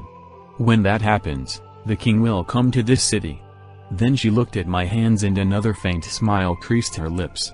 "You have the torch and sword. It is time for them here. No one can see me who does not honor the fathers and mothers. If you honor the fathers and mothers, you will give swords to the sons and the daughters." Her words were like fire and honey together. They burned, but they also sweetened and soothed. I could not imagine anyone not wanting to stay as close to her as possible. She, too, could obviously hear my thoughts, and she answered them. As I said, most only see me as a monument, cold and tarnished. When people begin to see me as I am, they are drawn to me like a nursing child to its mother. I, too, have been made to be a desire of every searching heart. The king and I are one. You must remember this. It takes the light from both the fathers and mothers, sons and daughters, to reveal me as I am. I am much more than you are seeing now, and I am also as the child you met in the valley. No one can see me as I am if they do not see the glory of spiritual motherhood, as well as fatherhood. Because many honored only the fathers and not the mothers, they and their fruit did not remain long on the earth. You must honor the fathers and mothers to bring forth the sons and daughters. No one can see me as I am who does not see the glory in the children. I have the wisdom of the ages and the wisdom of the new birth. It is the wisdom of the fathers and mothers, old and young, which the path of life follows. As I listened, I was drawn to the trees which lined the avenue. It did not escape her notice, and she again answered my thoughts. Yes, the woman was deceived and ate the forbidden fruit first. However, the man ate it even though he knew what he was doing. And does the prophecy not say that the seed of the woman will crush the head of the serpent? I'm sorry, I responded. It's just that I have had so much teaching on how women are so easily deceived that I was actually wondering if anyone could think that way in your presence. I understand why many think this way. But you must now understand this. Those who are redeemed are a new creation and are higher than the former creation. The new creation woman is higher than the former. When you become a part of the new creation, your weaknesses are transformed into strengths. Most of those who have the great gifts of discernment on the earth are women. Remember, in the new creation all things become new. That is why those with renewed minds do not judge after the flesh, but after the Spirit. The new creation woman is about to be revealed, and all who see her will honor her. Neither my sons nor my daughters can see me as I am unless they begin to look at me together, opening their hearts to what each other sees. My sons and my daughters must prophesy.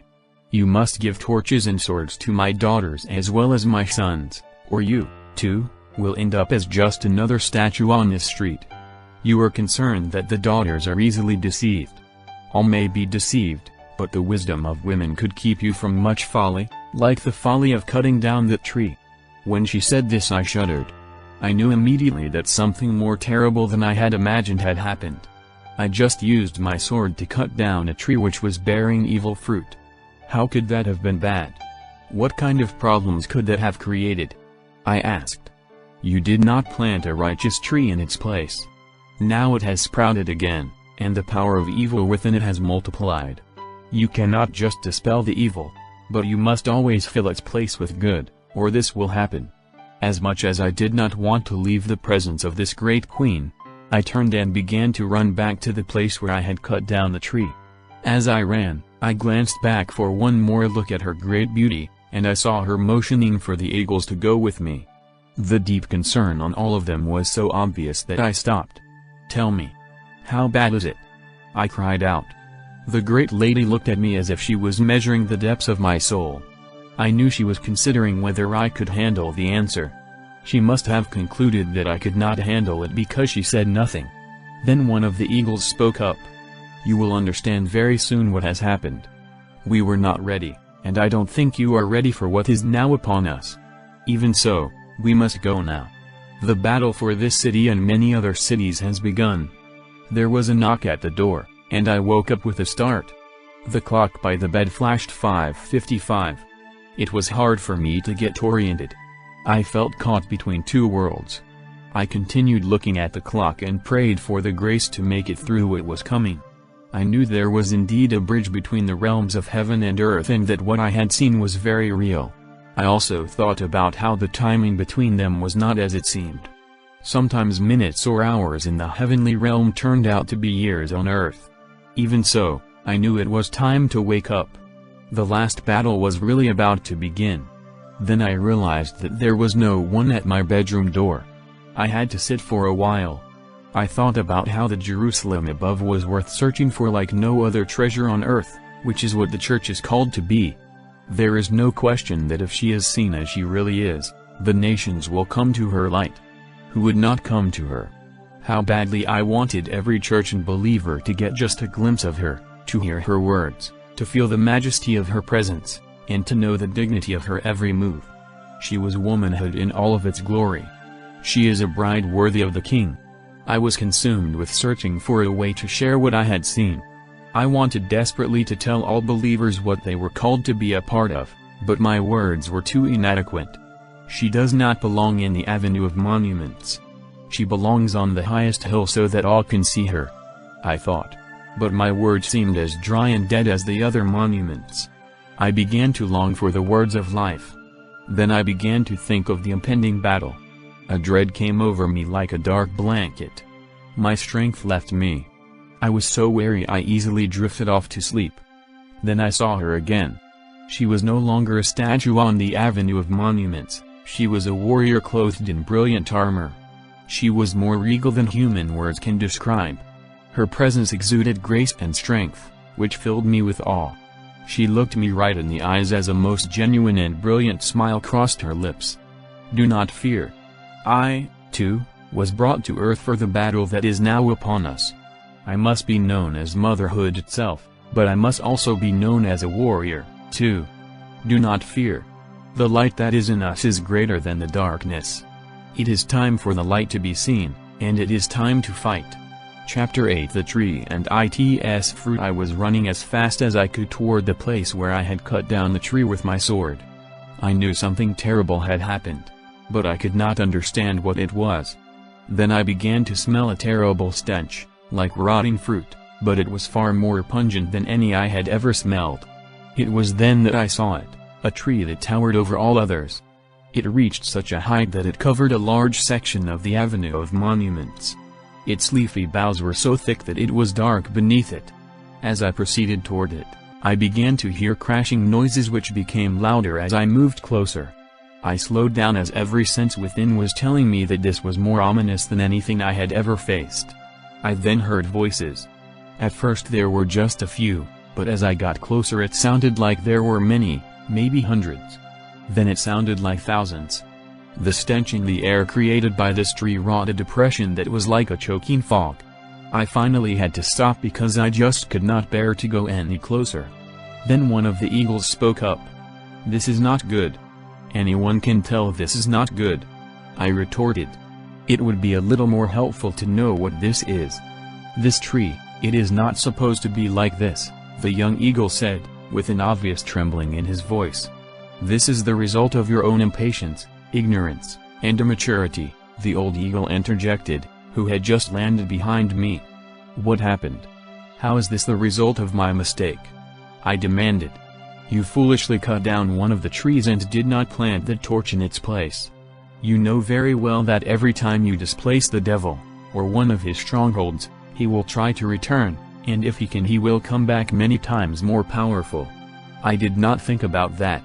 It is still hard to believe that one brief moment of carelessness on my part could have caused all of this. The weapons we have been entrusted with are very powerful.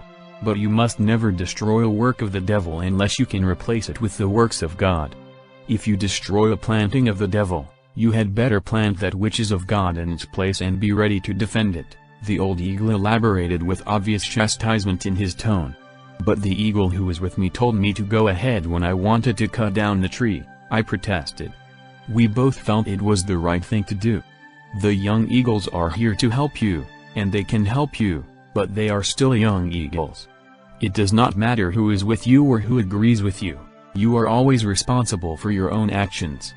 Many who are given great knowledge do not have great wisdom. You have walked with wisdom himself and he abides in you. It is wisdom to inquire of the Lord before you use the authority and the weapons that he has given to you. Wisdom may still speak to you through one of us, but he will mostly speak to you through your own heart. Your obedience is to him, not to young eagles or to old ones. I felt the old eagle's frustration, but I had to press him for all the understanding I could get. I was overwhelmed by the thought of having caused such a great problem. If I had planted the torch in its place, I would not have had it to continue touching the monuments with, I protested. First, you should not have cut down the tree without the command of the Lord. Then, if he commands you to do such a thing and you have to plant the torch, you do it even if it means waiting for a time. Every time you plant this torch it will multiply. Everything planted which is the Father's will bear more fruit and multiply. It may seem incomprehensible to you to have to wait for that because you are so impatient, but his kingdom grows more through the patient bearing of fruit than through attacking the works of the devil. There is a time for attacking the strongholds of the devil, but that is never the main work of the kingdom. Remember this. You will not be judged by how many monuments you awaken, even though it is a part of your calling. Neither will you be judged by how many of these trees planted by the devil that you cut down. You will be judged on how obedient you were. Now, this lesson is over. We have a great battle on our hands. It is certainly wisdom that we now press on without delay. This tree is still growing, and the enemy means to have this city, which cannot be allowed. I started walking forward again. I knew that the old eagle was telling me the truth. I had foolishly used what had been entrusted to me, and now I had brought on a great conflict which had not been necessary and one that we were not ready for. All of the eagles were walking beside me, including the older one. "Couldn't you be a little more helpful by flying?" I asked. "It is hard to fly in this kind of air," one of them answered with the obvious agreement of the rest. "Hard? Well, it's hard for me to walk, but I know I must do it." "Can you fight on the ground like this?" "Not very well," the old eagle confessed. "You are right. We must fly." With that he lifted slowly into the air, and the others began to follow. They did not go far or very high, and I was glad that they didn't. The farther we walked, the more evil it felt. I did not want to go on. The depression grew into a gripping fear. Soon I wanted to just abandon the whole city and start again somewhere else. If the eagles had not provided the company uncovering above me, there is no way I could have continued. Even so, I was going slower and slower. Shortly, I was gasping because of the great stench. While still at a distance from the tree, I could see what was making the crashing noise. It was the fruit dropping from the tree. It was so heavy that it crashed through the roofs of buildings and houses. When it hit the street, it splattered with such force that it was like a bomb. When each one hit, a putrid fog would rise from where it fell. Then I saw where the voices were coming from. There were great crowds of people who had come to eat the fruit. They were devouring it as if it were a delicious delicacy. It was so repulsive that I had to turn away to keep from vomiting. I felt the old eagle standing beside me. "You had better watch this," he demanded. "You must understand what the fruit is doing to the people. Wave the sword. Hold up the torch." I looked down at the sword and torch that I had in my hands. I had almost forgotten them and was just dragging them along. As I began to wave the sword, a gentle, refreshing breeze began to blow around us. It was like getting oxygen again. I waved it more and more until I could see that the breeze was touching the eagles who were hovering above. With the fresh air, our vision improved quickly. Slowly confidence began to replace our fears. I then lifted the torch as high as I could. The torch was growing brighter because of the breeze that the sword had released.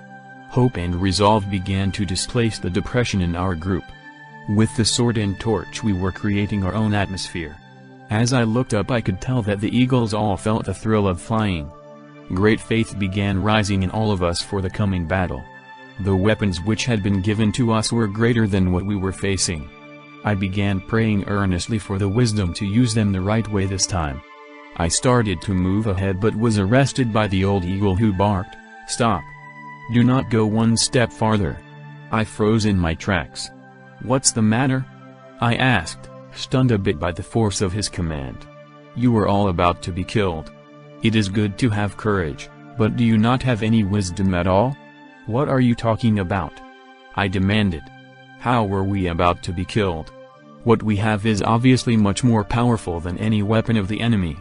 "That is true, but the fruit falling from this tree could have wiped you all out at once.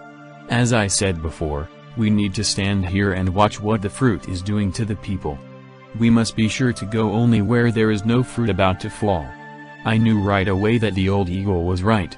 I felt as foolish and immature as a child. I apologized. I could tell the young eagles all felt chastised as well. I then began to watch the people who were the closest to us and were eating the fruit. I started waving the sword again, which I had stopped doing for just a few moments after the old eagle's rebuke. I was surprised by how foul the air had become in just those few moments. As I raised the torch again, light came back into our eyes so that we could see better. However, it soon became obvious that the people in the fog could not see us at all. They seemed to be almost totally blind, only able to see for a few feet or so. This caused them to grope like animals for the fruit for which they seemed ravenously hungry.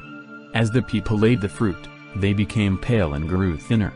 Some were gorging the fruit down as if they were starving, and the faster they ate, the faster they lost weight as diarrhea was flowing from them. This was a large part of the stench, but these people did not seem to even notice. As they continued to eat, sores began to grow on them. The pain from the sores was obviously excruciating as they brushed up against one another, causing them to strike at the person they had touched. This drove the people farther and farther from each other. We watched until those we were observing began to die. Some began to kill others who got close to them. Violence was growing, and so was the paranoia and depression. I could not imagine a scene out of hell itself being any worse. The devil does not just like to kill, but he loves to torment, the old eagle remarked. In everything he does, he tries to reduce human beings to the lowest animal state. He thinks if he can cause such humiliation to men who were made in the image of God, it is a way to mock God himself. It was a terrible, grotesque sight, and steadily getting worse. As the depravity grew, it was soon hard to believe that these were humans. A pack of dogs has more dignity, I thought. I then noticed the blood on the ground. It was being sucked into the earth as if by a slow, but powerful, vacuum cleaner. As I watched, I could tell it was being drawn into the roots of the tree. The blood was its food. In the place where there was a terrible battle and much death, I looked up and could see that the branches above it were growing faster and producing more of the deadly fruit. "We can wait no longer, or the whole city will be lost," one of the eagles cried out. "We must do something."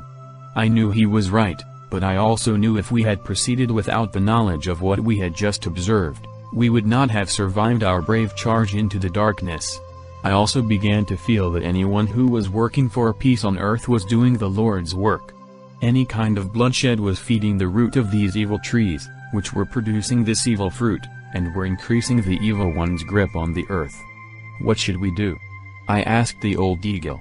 "That is why you are here," he responded. "I can give you knowledge and sometimes wisdom, but it is not my place to lead in a battle like this. But it was my foolishness which led to this, and then I almost got us killed." I protested. "Certainly I am not the one to lead in a fight like this." "Maybe you are now humble and teachable enough to do just that," the old eagle retorted, obviously resolute that he was not going to lead, and I was. I knew there was no time to argue, so I just did what I felt needed to be done until an obvious leader appeared. I called all of the eagles together and organized them into 2 groups, appointing leaders for each one. The first group was to fly ahead and find a path where the fruit was not about to fall. They were also to attack any fruit that they could obviously make fall prematurely. This would help clear the path more, and hopefully the premature fruit would be too unripe for the people on the ground to eat. The second group was to go behind the first. They were to look for any fruit that had been missed or was growing so fast that it became a threat to us. I asked the old eagle to stay close to me, which he agreed to do. As I began to walk forward, the eagles all flew ahead to do their jobs. I continued waving the sword and raising the torch. As I did this, I felt strength flowing into my arms, and even my feet began to feel lighter. Soon this was purifying the air and giving light for a good distance. This was crucial because the eagles could go no farther than the light from the torch and air from the sword, or they would choke and start getting sick. After proceeding slowly for what seemed to be hours, we began to hear a terrible commotion in the distance. There were thousands of raging voices. A chill went through us all. I could even tell that the old eagle was growing tense. Obviously, a great battle was taking place ahead. Did we dare to continue? Who was fighting? Where was our leader? I looked back to see if anyone was coming to help us. I could not see or hear anyone, but I did notice that fruit was again falling on the path not far behind us. I just could not believe how quickly it was growing. I also knew that we were trapped. We could not go back, and we could not stay where we were. There was nowhere to go but forward, and I did not need the old eagle to tell me that. Chapter 9 The Warriors. I called a quick conference with the leaders of both groups of eagles. They, too, had already seen our situation. We were now as closed in behind as we were in front, but we were also ready to keep going forward. I asked them to fly as high and as far ahead as they could and report back anything of significance that they saw just as quickly as possible. As we moved ahead, we grew steadily closer to the clamor of a great battle. It was not long before one of the eagles came to report what they were seeing. There was a group of about 200 people with small swords and small lamps. Some of the swords were little more than knives, but they were brave and skilled in using them. They were fighting to hold back what appeared to be a mob, which consisted of thousands. This little band who was fighting the mob had barely enough light to see, and the air they were breathing was thick with death and depression. They had built barricades and were courageously holding their ground as the mob threw the rotten, poisonous fruit at them. This fruit was so toxic that it would kill or severely wound anyone who was hit by it. This little band was dodging it skillfully, but it was obvious that they were weary and could not hold out much longer. I was not sure what our little group could do to help against such a horde, but I knew we had to do something. The old eagle and I approached the scene. Before they saw us, we were able to get very close to the mob because their vision was so poor. When they did see us, they began throwing the fruit at us. They were too far away to hit us, so some of them started to run toward us. The young eagles swooped down in front of them, and they stopped in their tracks, obviously terrified by the eagles. I then took just a few steps toward them, hoping the fresh air and light from the sword and torch would awaken them from the darkness. As soon as the light and fresh air touched them, They started fleeing back into the darkness in a great panic. One of the eagles from above dropped down to tell us the mob was just out of sight and was regrouping. For some reason they were enraged, and it was obvious that they were not going to stop trying to destroy the little band. I walked over and approached the barricade. A man and a woman who were evidently leaders stepped forward. They seemed glad to see us, but wary at the same time. I told them my name and how impressed we were with their great courage. "We know who you are," the woman replied. "Your books have helped us. If they have helped you, why do you feel so wary of me?" I asked. "We are not so wary of you as much as we are of those pigeons who are with you. We're wondering why they would be with you," the man explained, obviously trying to hide his irritation, but not doing it very well. "Those are not pigeons, they're eagles," I shot back, trying to control my own irritation. The man and the woman both looked at me with disbelief. I could tell they were wrestling with not wanting to insult me, but wanting very much to show their scorn for the eagles. The old eagle drew me aside before I could say anything else. That they called us pigeons was actually a little gracious. They really wanted to call us vultures. To be honest with you, I can hardly blame them. Young eagles can make a bigger mess of things than pigeons, and even old eagles like me are very hard to be around. I think some of our younger friends here have made problems for these people before. Be patient and gentle. I understand, I said. What will they think when they find out they can blame my foolishness and immaturity for this tree? We have all made a bigger mess of things than most of us will ever realize in this life, the eagle responded. Even the great saints in scripture like Abraham, David, and even Paul the Apostle, also released some great problems in the world because of their foolishness or immaturity. We are not better than they, are we? No, of course not, I responded. Realizing how true this was gave me some encouragement. The Apostle Paul released an attitude against the church which he himself had to contend with for the rest of his life. It is by the Lord's grace that he also gives us a chance to confront and destroy the evils that we are responsible for releasing, the old eagle continued. This is your chance with this tree. Our young eagle friends are being given another chance with these people because, like it or not, they will not survive without our help. This is true, but for us to get to the place where we can work together could take longer than we have, especially the way the violence is increasing out there and this tree is still growing, I lamented. They don't have to call us eagles. I don't even care if they call us pigeons, but we must find a way to work together, the old eagle replied. As I turned back toward the couple, they seemed a little more at ease. I could tell that the waving of my sword had cleared the air some, and the torch had brightened up the whole area. As I looked at the rest of the people, they were all looking at the eagles who were soaring nearby. We did not know that they were real eagles, the man and woman both stated. I'm afraid that we did much to hurt them and drove them off because we thought they were. Well, I'm very ashamed, but we actually thought that they were vultures. The old eagle began to speak when one of the younger ones who had landed interjected, We are eagles, but we know what a mess we made when we were with you. We do not blame you for thinking what you did about us or for driving us away.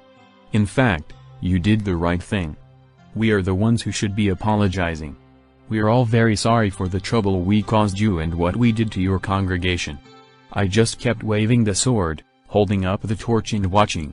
This is really what it means to clear the air, I thought. It was very touching, but I was still surprised when I turned to the old eagle and saw tears running down his face. When he saw me he was a bit embarrassed but apparently too happy to care very much. I have waited to see this for many years. Few things are more beautiful than this, he offered. I understand, I said, trying to make both of us feel a little more comfortable. I suppose if I knew the whole story here I would be as moved as you are. If you knew the whole story, you would know that we are witnessing a great miracle. In fact, it is such a miracle that it gives me confidence for this battle that we have gotten ourselves into. What do you mean we? I think I am really the one who got us into this. If we're going to win, we must stand together and cover each other's mistakes, the old eagle stated. There was an eagle present with you when you did what you did, so we are all in this together. I, too, knew that it could happen but did not go to warn you. No, We are all responsible." The atmosphere around the little band and their barricades had obviously changed. I was surprised by how quickly the wariness I felt at first had been changed into trust with just a few apologies and a little humility. It was obvious that we could not face what was ahead if we were fighting among ourselves, and this reconciliation had to happen. I would have never dreamed it could have happened this fast. If the Eagles had been offended by what they were called at first, I knew there was no way we would survive the coming battle. In fact, we could well have been fighting in two directions at once, which was sure to lead to a quick defeat. Finally, we all turned to look toward the darkness. The falling fruit was now coming down at such a rate that it sounded like distant thunder. It seemed the darkness beyond our little area was getting darker, if that was possible. I looked at the old eagle, and we both knew that we had to get going again soon. I turned to the couple and said, "As wonderful as it has been to meet you and for you to be reconciled with my friends here, we do not have much time. We must try to destroy the root of this tree soon or the city will be lost. Please, you must not leave us," the woman cried, who was quickly followed by a chorus of many others. "You have brought us such hope and vision again. We need you and the eagles." I looked at the old eagle and knew we were thinking the same thing. If we left these people, the horde beyond the light would come sweeping back upon them. They were almost overwhelmed when we came to them, and they would not last long after we left. "What can we do for them?" I asked the eagle. "If we do not get to the root of this tree to cut it off soon, these and all of the others in this city who are fighting will be destroyed anyway. We must go on, but we can help them. Gather all of your leaders quickly," the eagle demanded of the couple. While the leaders of the group were gathering, the man and woman who I had first addressed drew me aside and began to admonish me. "You cannot make it to the root of the tree. Just a few years ago we could walk freely anywhere in this city. Even those who hated us treated us with a little respect, but now they are all trying to either make us eat the fruit of the tree or kill us. There used to be many other congregations in the city like ours, some had thousands of people. There were whole movements based here with congregations all over the world. Now we are the only ones left. If you stay with us, we can hold out, we may even take some ground back and continue to be a light to this city until the Lord returns. If you go, you will perish and so will we, and there will be no witness at all in this city. Are you sure that you are the only congregation left in the city?" I asked. "Quite sure. We were in fact one of the largest and strongest churches in the city. We have been reduced down to this, so I do not think that there could be any others left. If there are any others left, we would have at least heard their battle. We have not heard anything in a long time, and we have not had any more join us from any of the other groups for a long time. We must be all who are left in this city," the woman stated. "Other churches used to be an irritation to us, but now we would give anything to know that there were others. Believe me. We just don't think that there are now." "Let's see what the old eagle has in mind," I replied. "I know eagles quite well now, and they will not do well staying in one place like this, fighting behind a barricade. They would become pigeons, or worse, if they are made to do that kind of thing. If they are not allowed to fly, they will not be any good to you and may be just another problem, which you sure do not need right now. Then let them go and attack the root of the tree, and you stay with us," the woman said. I thought about this. As I looked out into the darkness, it was not very appealing to think about going out into it again. I also knew that the eagles would not be able to get far at all without the light and sword which I was carrying. There did not seem to be a solution. I could not let the eagles go alone, I began to explain. They would not make it. I learned a long time ago that I could not make it far without them, and, in spite of the trouble they sometimes are, I no longer want to be where they are not close. I'm afraid that the eagles and I are a package deal. You're right, the man said. You belong with the eagles. I'm sorry for even trying to separate you from them, the woman also offered, very sincerely. I turned to the old eagle, wondering if he had any kind of solution to our dilemma. When the couple turned to him, obviously wanting to know what he thought, he began to speak. There is only one solution, he said. We must all fight together until we get to the root of the tree and destroy it. I immediately saw the wisdom in this, but I did not expect the little group to take it well. As expected, some immediately began to protest. "We've fought for this ground for many years," one man blurted out. "You don't expect us to just leave all of this behind to follow you and the Eagles, do you?" There was silence for a few moments, as everyone seemed to consider this. Then one of the young Eagles interjected. "When we first saw the fight you were in, I had never seen such courage. I can understand how you must feel. You have fought long and hard for this ground and have obviously lost many in its defense. I certainly do not blame you for not wanting to leave. However, from what we can see, you would not survive another assault from the evil horde which is now surrounding you, not to mention the continued growth of this tree. There is not much left of your barricades either. I don't think any of us have a choice but to go forward. Our only hope is to put an axe to the root of that tree." The old eagle then continued, "It is true. You could not have lasted any longer had we not come along, and we could not have gone much farther without some help. It seems that the Lord has brought us together at this time. We need each other, and there seems to be only one possible choice as to what we must do."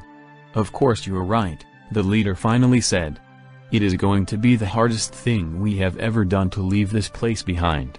We have paid so dearly for it, but it is obvious that we must now fight for something bigger than our little place. We must fight for the whole city and attack the root of this tree, or we will have no chance to survive. We will leave our little place to follow you and the Eagles." Chapter 10 The Strategy. Everyone then turned to look at me. Finally the old eagle spoke up. "What is your plan? Please give me just a few minutes," I said as I withdrew just a little to pray and seek wisdom. I could not help but to think about the irony of this situation. I have been the major cause of this trouble, yet I am supposed to have the plan for overcoming it. I also could not help but to think about all of the congregations that had been destroyed in this city, and people lost, because of my immaturity and foolishness with the weapons I had been given.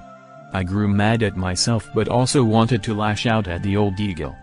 I wanted to ask him why he did not come up with a plan, since he was the old, wise, experienced one.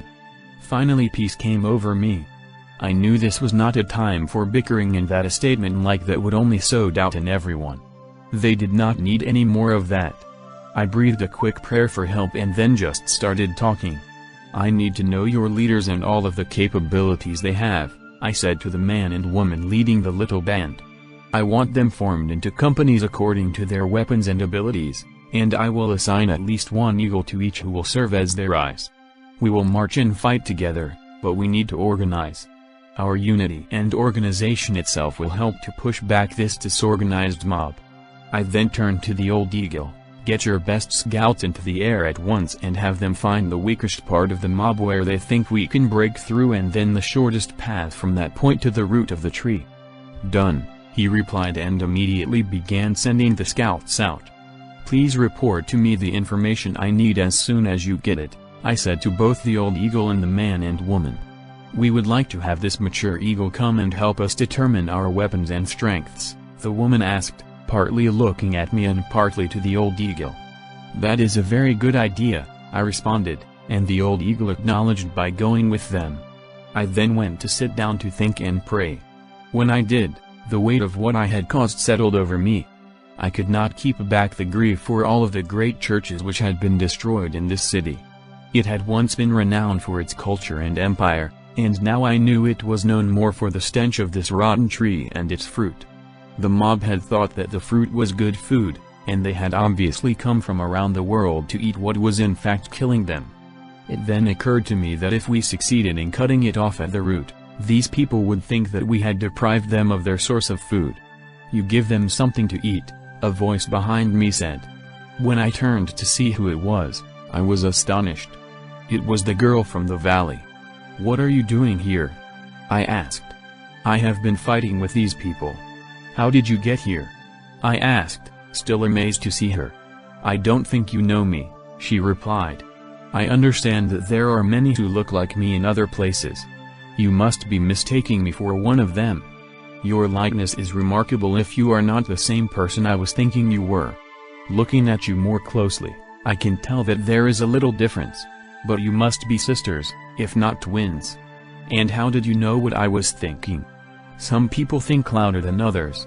I can sometimes hear other people's thoughts. I am gifted that way so I can help people. I see, but you did not just hear my thoughts, you told me what to do. Where did you get that? How could I give them food to eat? My gift is to know people by the Spirit, not just by appearances. This gift awakened in me when I started spending time with the eagles. That is one of the things they do best, awaken the gifts which are in others.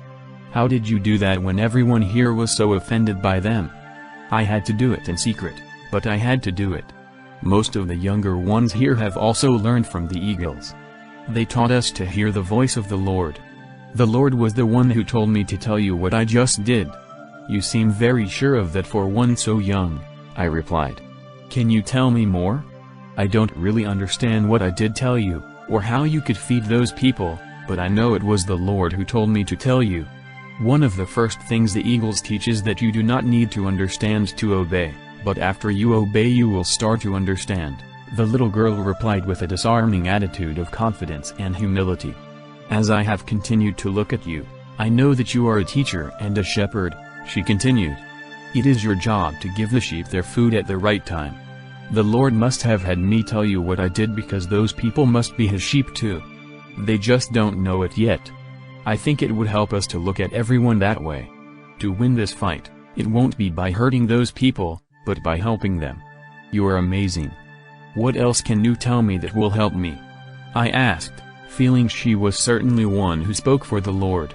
I can tell you that most of the ones who are very gifted and effective in both fighting and dodging the evil are the very young ones.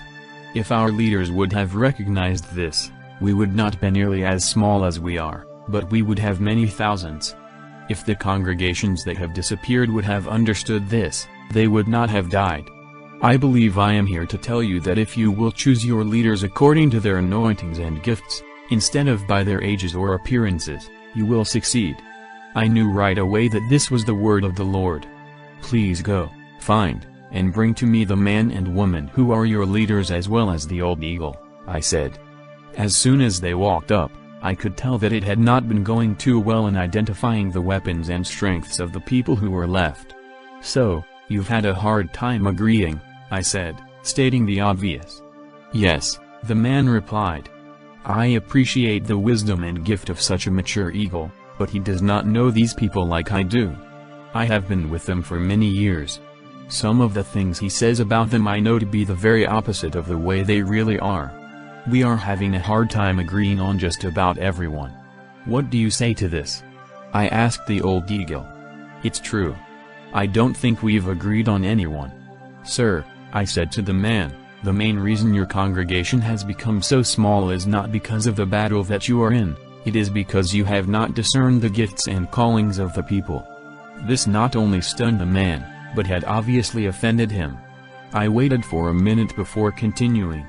There was a time when you could gather great crowds of people. You did it in a number of ways that worked, but the times have changed and you did not. You are a great leader, and you have fought valiantly for the truth with a remarkable endurance, but the only ones who can survive and prevail in this battle are those who spend as much time making other leaders as they do leading. This has been your weakness, and the others, those you think of as leaders, are also weak. I could tell the man was now even more offended and wanted to argue, but he restrained himself. He had been so humbled by continual defeats and was now so desperate that he was at least to a small degree open to considering that he had been wrong in some things, maybe even very wrong in his approach to both the battle and the leading of his people. As I watched him calm his own spirit down, I continued. Sir, please do not think I am implying that you have not done anything right. Your courage and endurance will be the foundation for which any future victory will be built upon. However, I think you must admit something very basic has not been working. Obviously, there must be a change in the way things are done, or the results will just be the same. There is a reason why you need the eagles. We must find the true leaders and raise them up quickly. I know you're right, the man finally offered. I have been a failure in this, and now I can see it is why we lost so many battles. And so many people. I just did not see it. I guess that is why I needed the eagles, to see what I could not see for myself. I'll do whatever you say. I know there must be a change, and this is obviously it. I just hope it is not too late. Again, I think you are proving to be a true leader, I said. The eagles can see, but they are not usually very good at leading. You really do need each other. For you to have the humility to acknowledge this will encourage your people, not discourage them. I do not think it is too late or we would not be here. I have learned that when something seems impossible, the Lord is about to move. We have definitely provided him with a good opportunity to move now.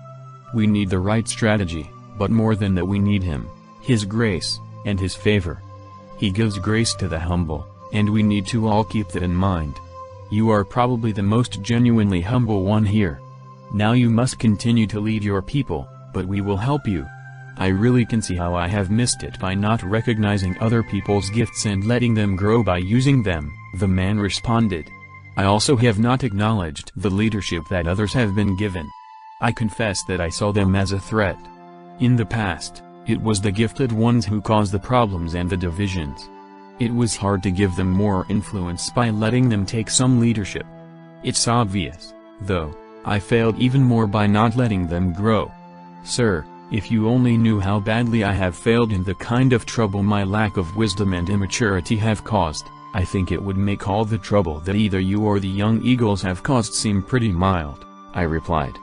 Obviously, we have all failed in some major ways, but I have learned that what often disqualifies us in people's eyes is the very thing which qualifies us for the grace of God. We're all that he seems to have here, and he obviously still likes to use the foolish and weak to confound the wise and strong. Our weakness and foolishness is what I think has us here. But I also know that he does not want us to remain weak and foolish, just humble enough to seek his wisdom and his strength. Well said, but now we need the plan, the old eagle interjected.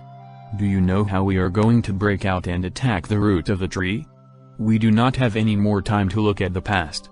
I do have a plan, I responded.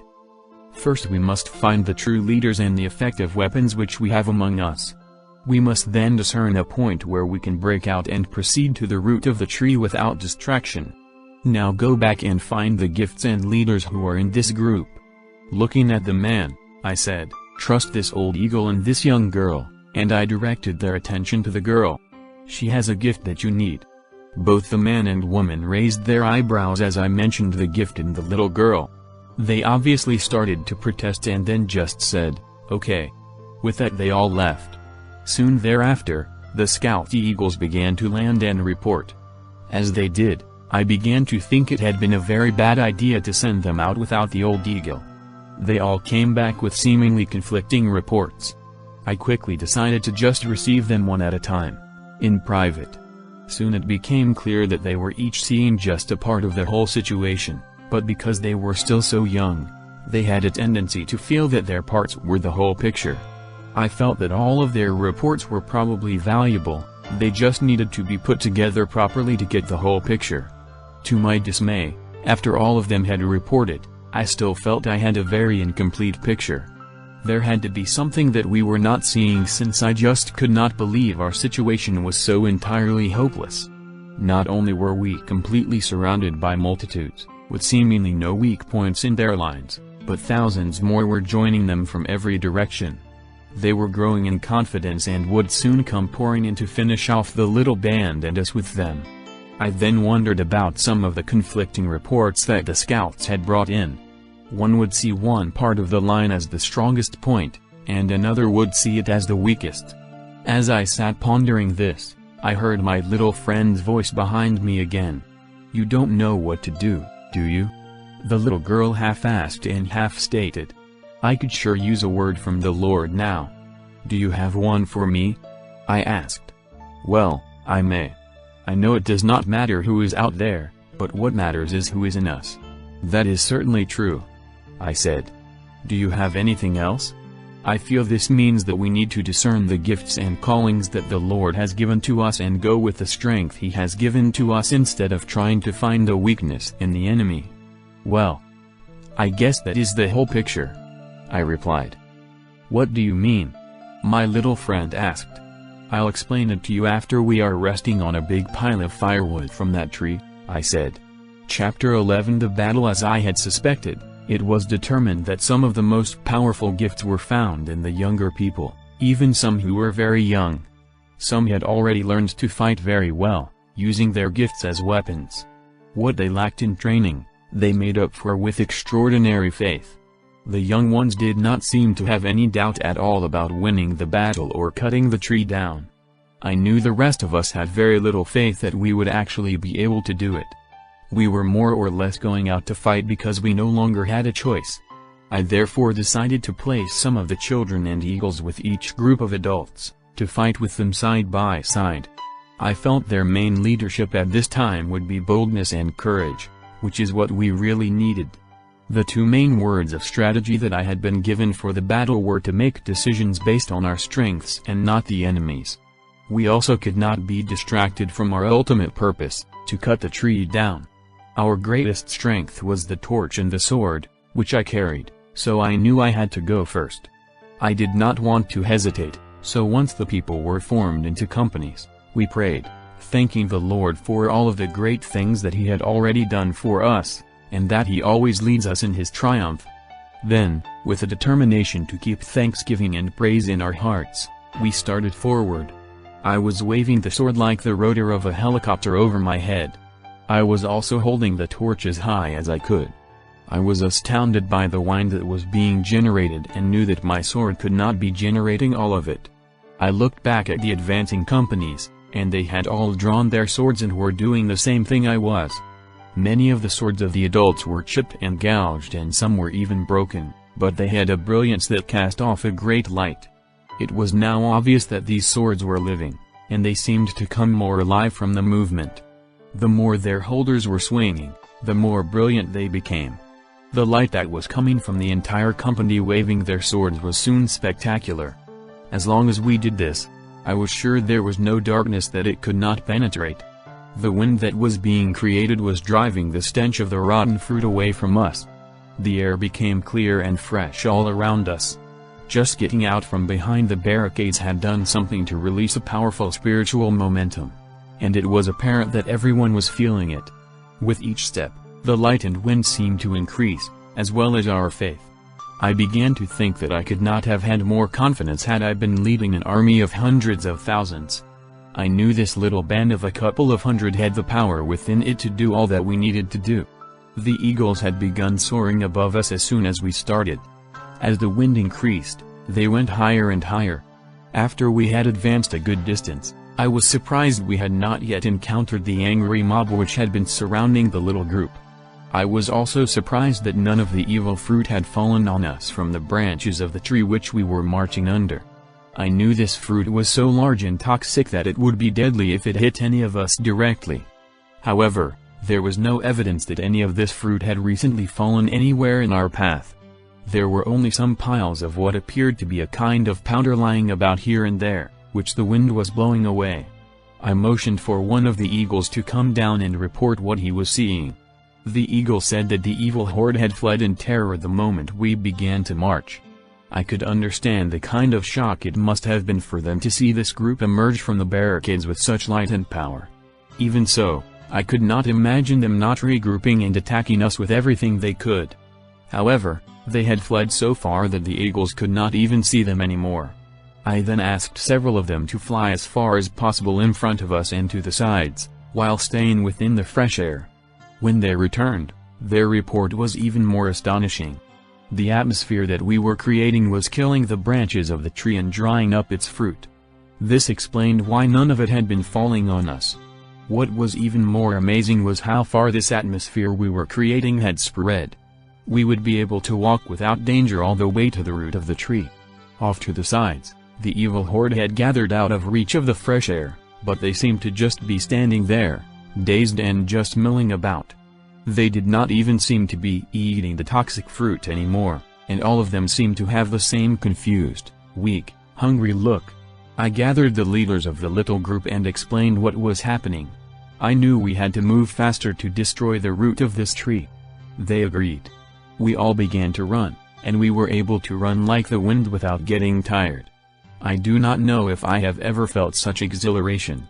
When we reached the root of the tree, The joy was hard to contain for everyone. Even though we had not really engaged the enemy in combat, I wondered if there had ever been a more magnificent charge or a more noble army as I looked at the faces of our little band. The trunk of the tree was so huge that it took all of us standing at arm's length from one another to surround it. As we did this, we continued to wave our swords. Then, in unity, we all thrust them into the trunk of the tree, and it quickly died. Its leaves began to fall like snow. The fruit that was in the branches was away from the direction that we had come, and it dried up quickly. The dust of this fruit created a great cloud as it was being blown away by the wind. Then we all began to hack away at the trunk of the tree until it came crashing to the ground. Some began to cut it up while others went after the roots and the stump. We did not stop until there was only sawdust and firewood left. Where its huge trunk had been was a great crater, but they filled it in, and soon it looked like a freshly plowed garden. I knew what I had to do. I planted the torch right where this great tree had stood. It took root immediately. It began to blossom right before our eyes. Then fruit appeared. I then gathered all of the people, and the old eagle began to speak to us.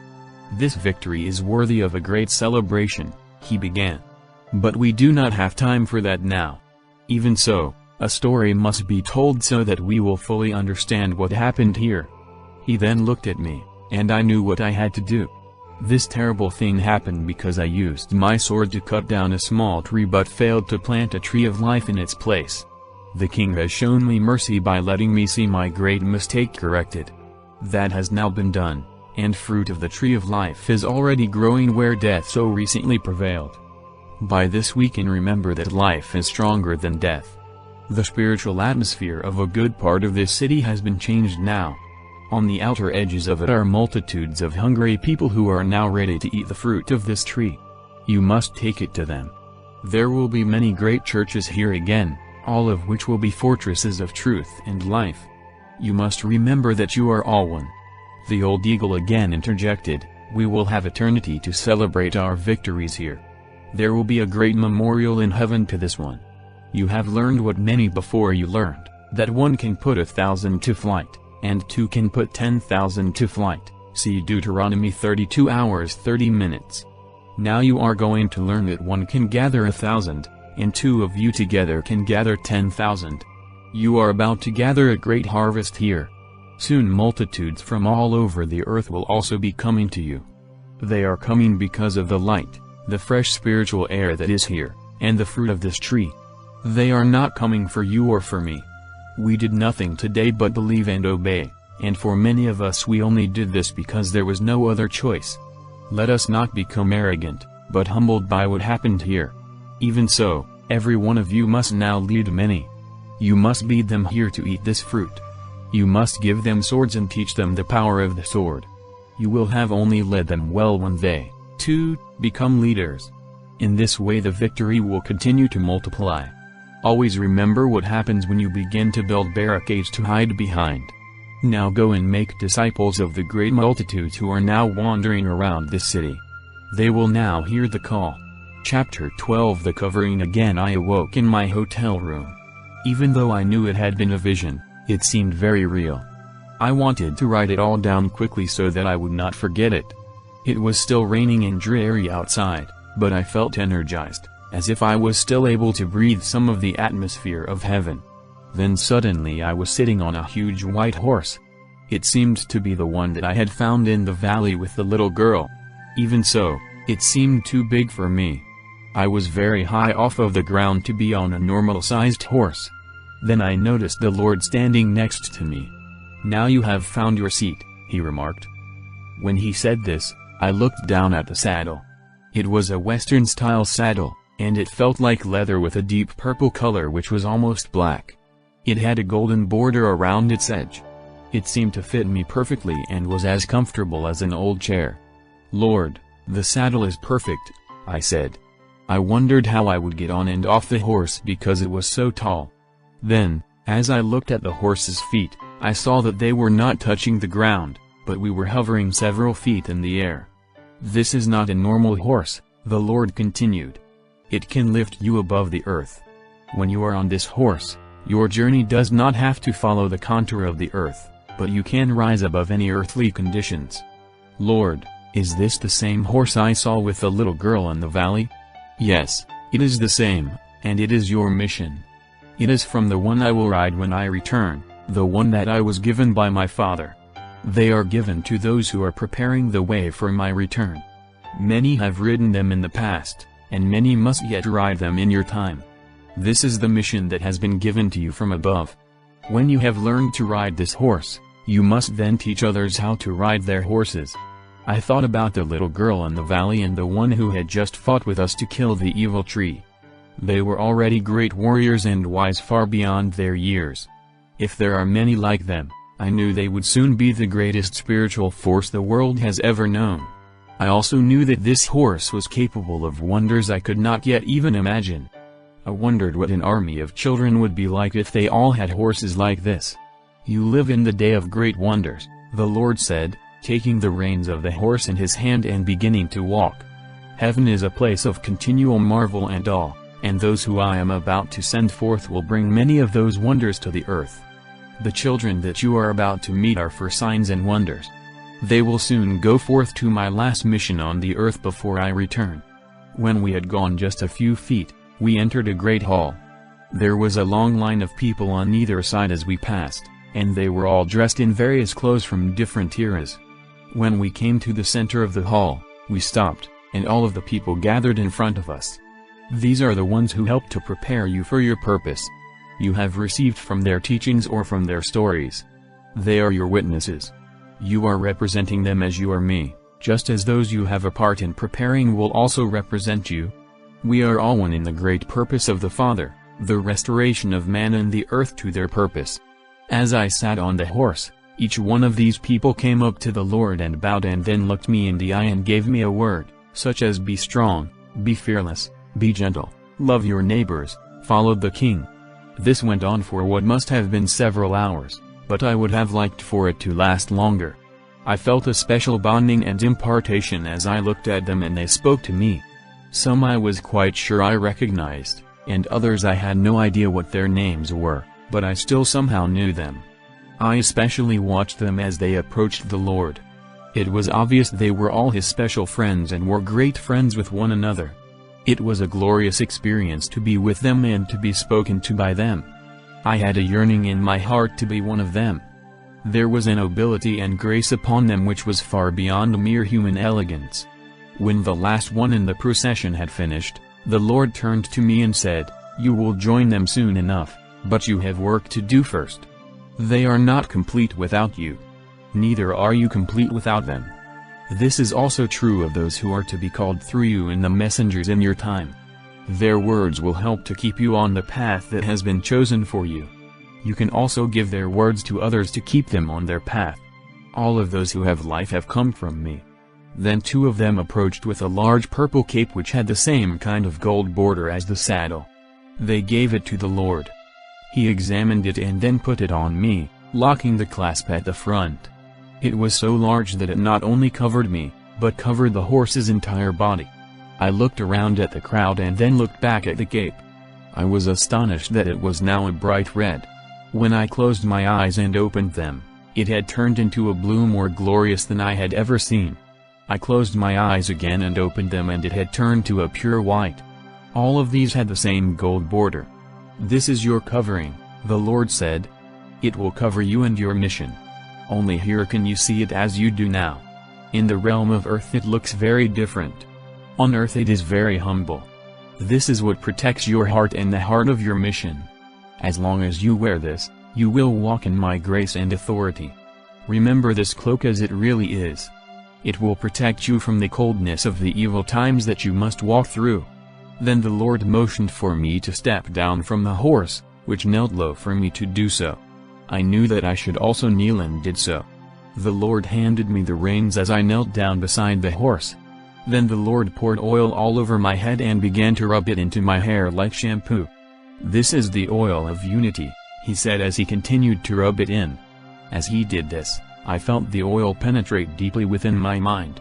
Peace and clarity took the place of my usual raging thoughts, which often seemed out of my control. Then I felt the love which I had felt just a few times before. This love caused me to love everything deeply that I looked upon.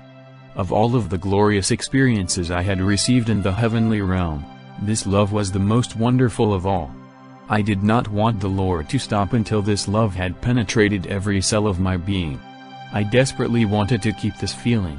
Then the Lord stopped, long before I was ready. This oil of unity is the anointing. The Lord started as He lifted me to my feet to look me right in the eyes. What I have given to you, I give to all of my people. I pour my anointing on each one to cleanse their minds. However, where you must walk on the earth, there is much dust and dirt, which will be thrown at you every day. You must learn to come to me to be cleansed again whenever your mind has been soiled. As you do this often, you will not be able to stand any of the filth in this world in your mind, but you will love the purity and clear vision which comes only by this anointing of the Holy Spirit. Holiness is the nature of heaven, and it must be your devotion. True holiness is true love. True love cannot come without true holiness, and true holiness always causes you to love, not condemn. You can come to me as often as you want for this oil. As you wear it and touch others, they, too, will want to be clean. Chapter 13. The council is called. Suddenly I was standing in the valley again. The beautiful little girl was still there, fighting. She was bruised, bleeding, and covered with dirt. Even so, as she looked up at me, I could see her eyes were as filled with fight and resolve as when I had left her. I looked down at my cloak, now a simple brown, humble fabric. Under it I saw a flash of armor. I had the sword and a flask, which contained the oil. I poured some of this on the edge of my cloak and began washing the little girl's face. She looked deeply into my eyes with a seriousness uncommon for any child. They are coming faster now, she started. They are making more progress than ever before because they are not fighting as much among themselves. I do not know if we can hold this valley long without help. Help is coming, but I must first teach you to ride the horse, I answered. She looked past me to the horse, which was standing just behind me. Have you learned to ride him? She asked. No, I have only sat upon him. We must learn together, I responded. The clamor from the evil horde rose to a terrible crescendo. With it I poured the rest of my oil on her head and began to rub it in. I looked down at what should have been an empty flask, but it was full again. I kept pouring it on her until she seemed to be clean. I then lifted her up on the horse and handed her the reins. You are going to have to learn to ride this horse in the middle of a battle, I said. Then I shall feel quite at home, she responded. I don't think I have ever known a time in my life without battle. This touched me deeply. I felt very sorry for this young girl who had already been through so much. I thought that she may truly have never known peace or rest from the struggle in her entire life. A deep desire came over me to take her away to a place where she could just be a little girl, be in a family, play little girl games. Don't even think about it. A sharp, familiar voice behind me said. It was the old eagle. There was such a fierceness in his eyes, which seemed even greater than when he was in battle. I also noticed the girl seemed to know him, since she did not seem at all surprised by his presence or that he was speaking. Many children are called to a life of battle on this earth.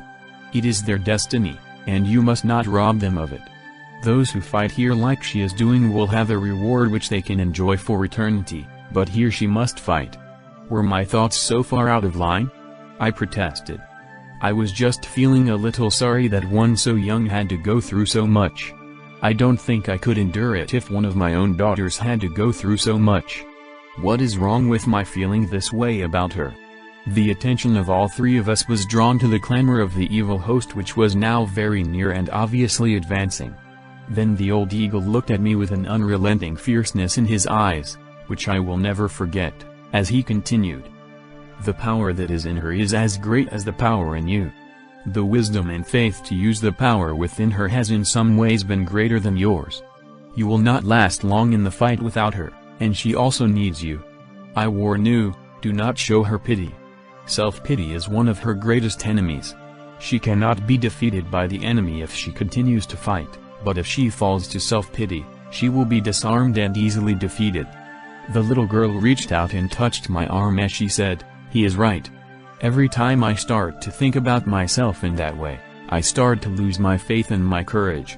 Please do not feel sorry for me. I know I have been given a great honor to even be able to fight in the king's battles. I gave my life to him, and now I must live only for him, not myself. I know you are both right, I conceded. Certainly this is not the time or place for the kind of sympathy that I was feeling, I said, even though I was still a bit irritated that such a big deal was being made of my feeling a little pity for a battle-scarred little girl. The eagle did not let up. Self-pity is the deadly enemy of her generation. Do not open the door to that enemy by showing them pity. Give them hope. Give them courage. Teach them endurance. Give them the training and the weapons they need, but I warn you, never, never, never give them pity. That mentality is to fear more than the evil horde out there. I know an age is coming when all children will be able to play, the girl added.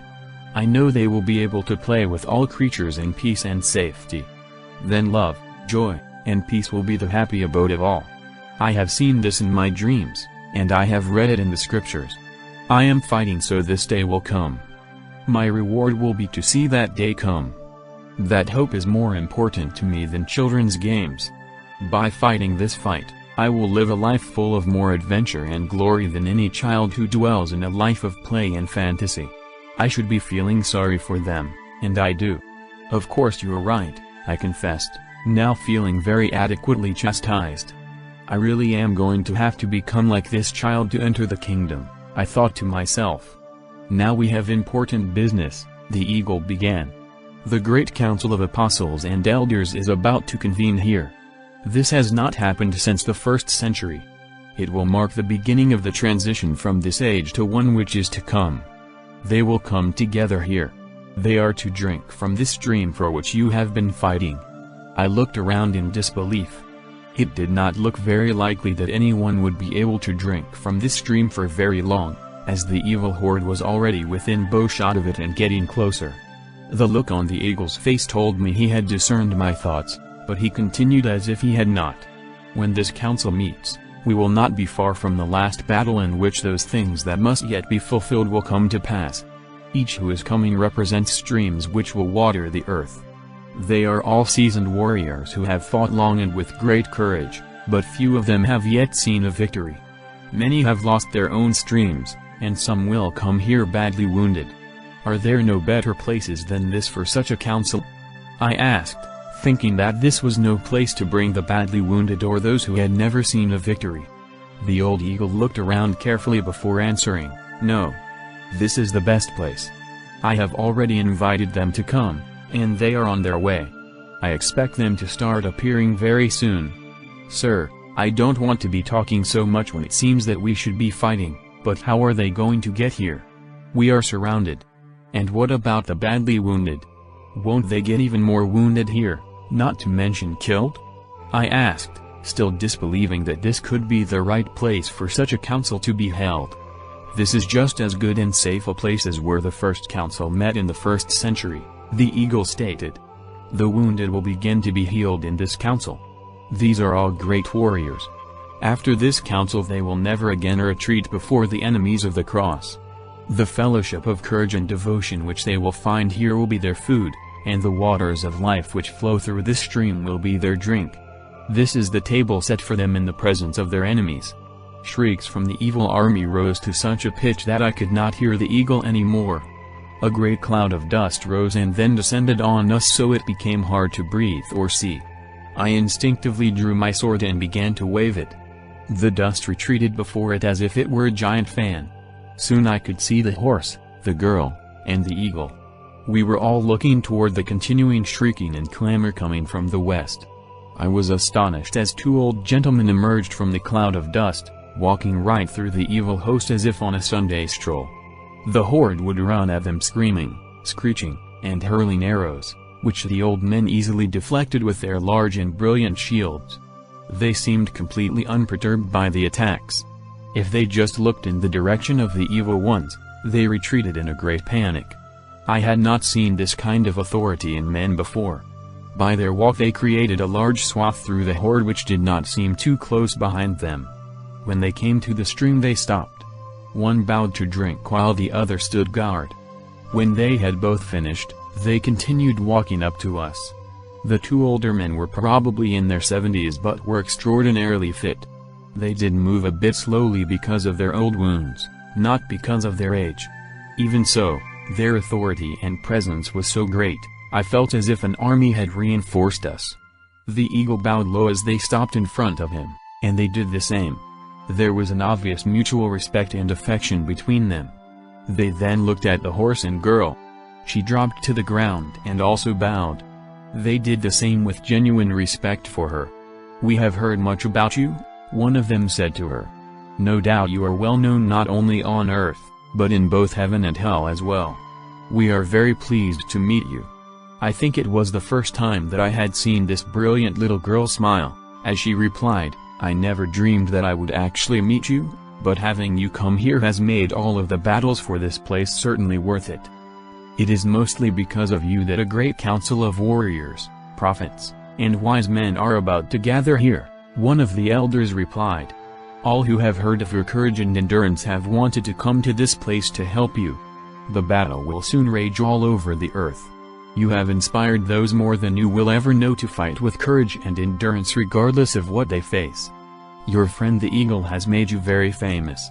I now know just by looking at you that every word he has spoken of you is true."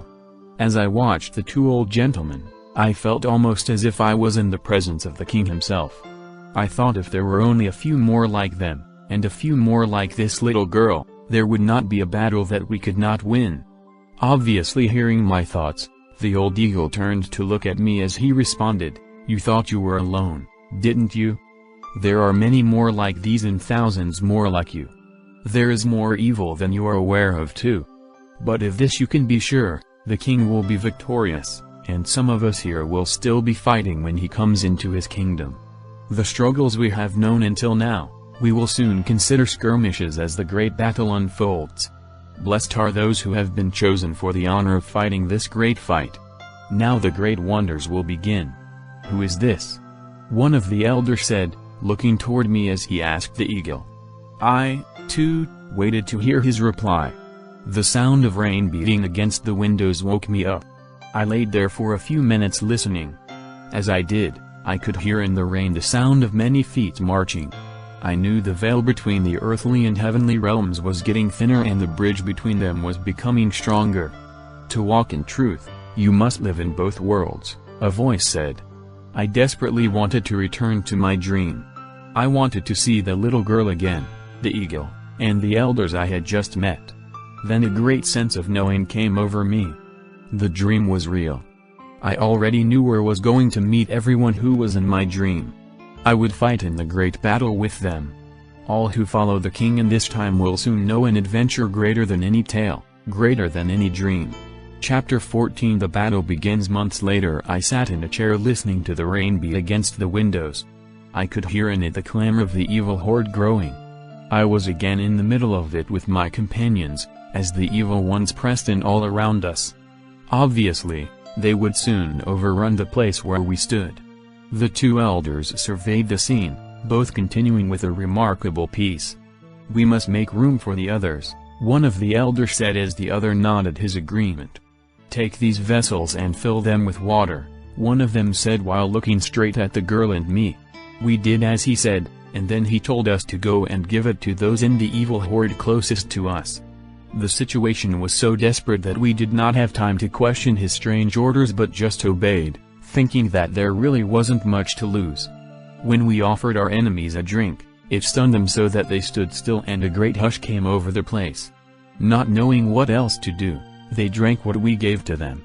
They drank with such a rabid thirst that we were soon rushing back and forth for more of the water. The others around them also seemed to suddenly realize their own thirst and began begging for the water. Everyone who tasted it wanted more. Quickly, we were so overwhelmed that all we could do was to direct them to the stream and invite them to drink.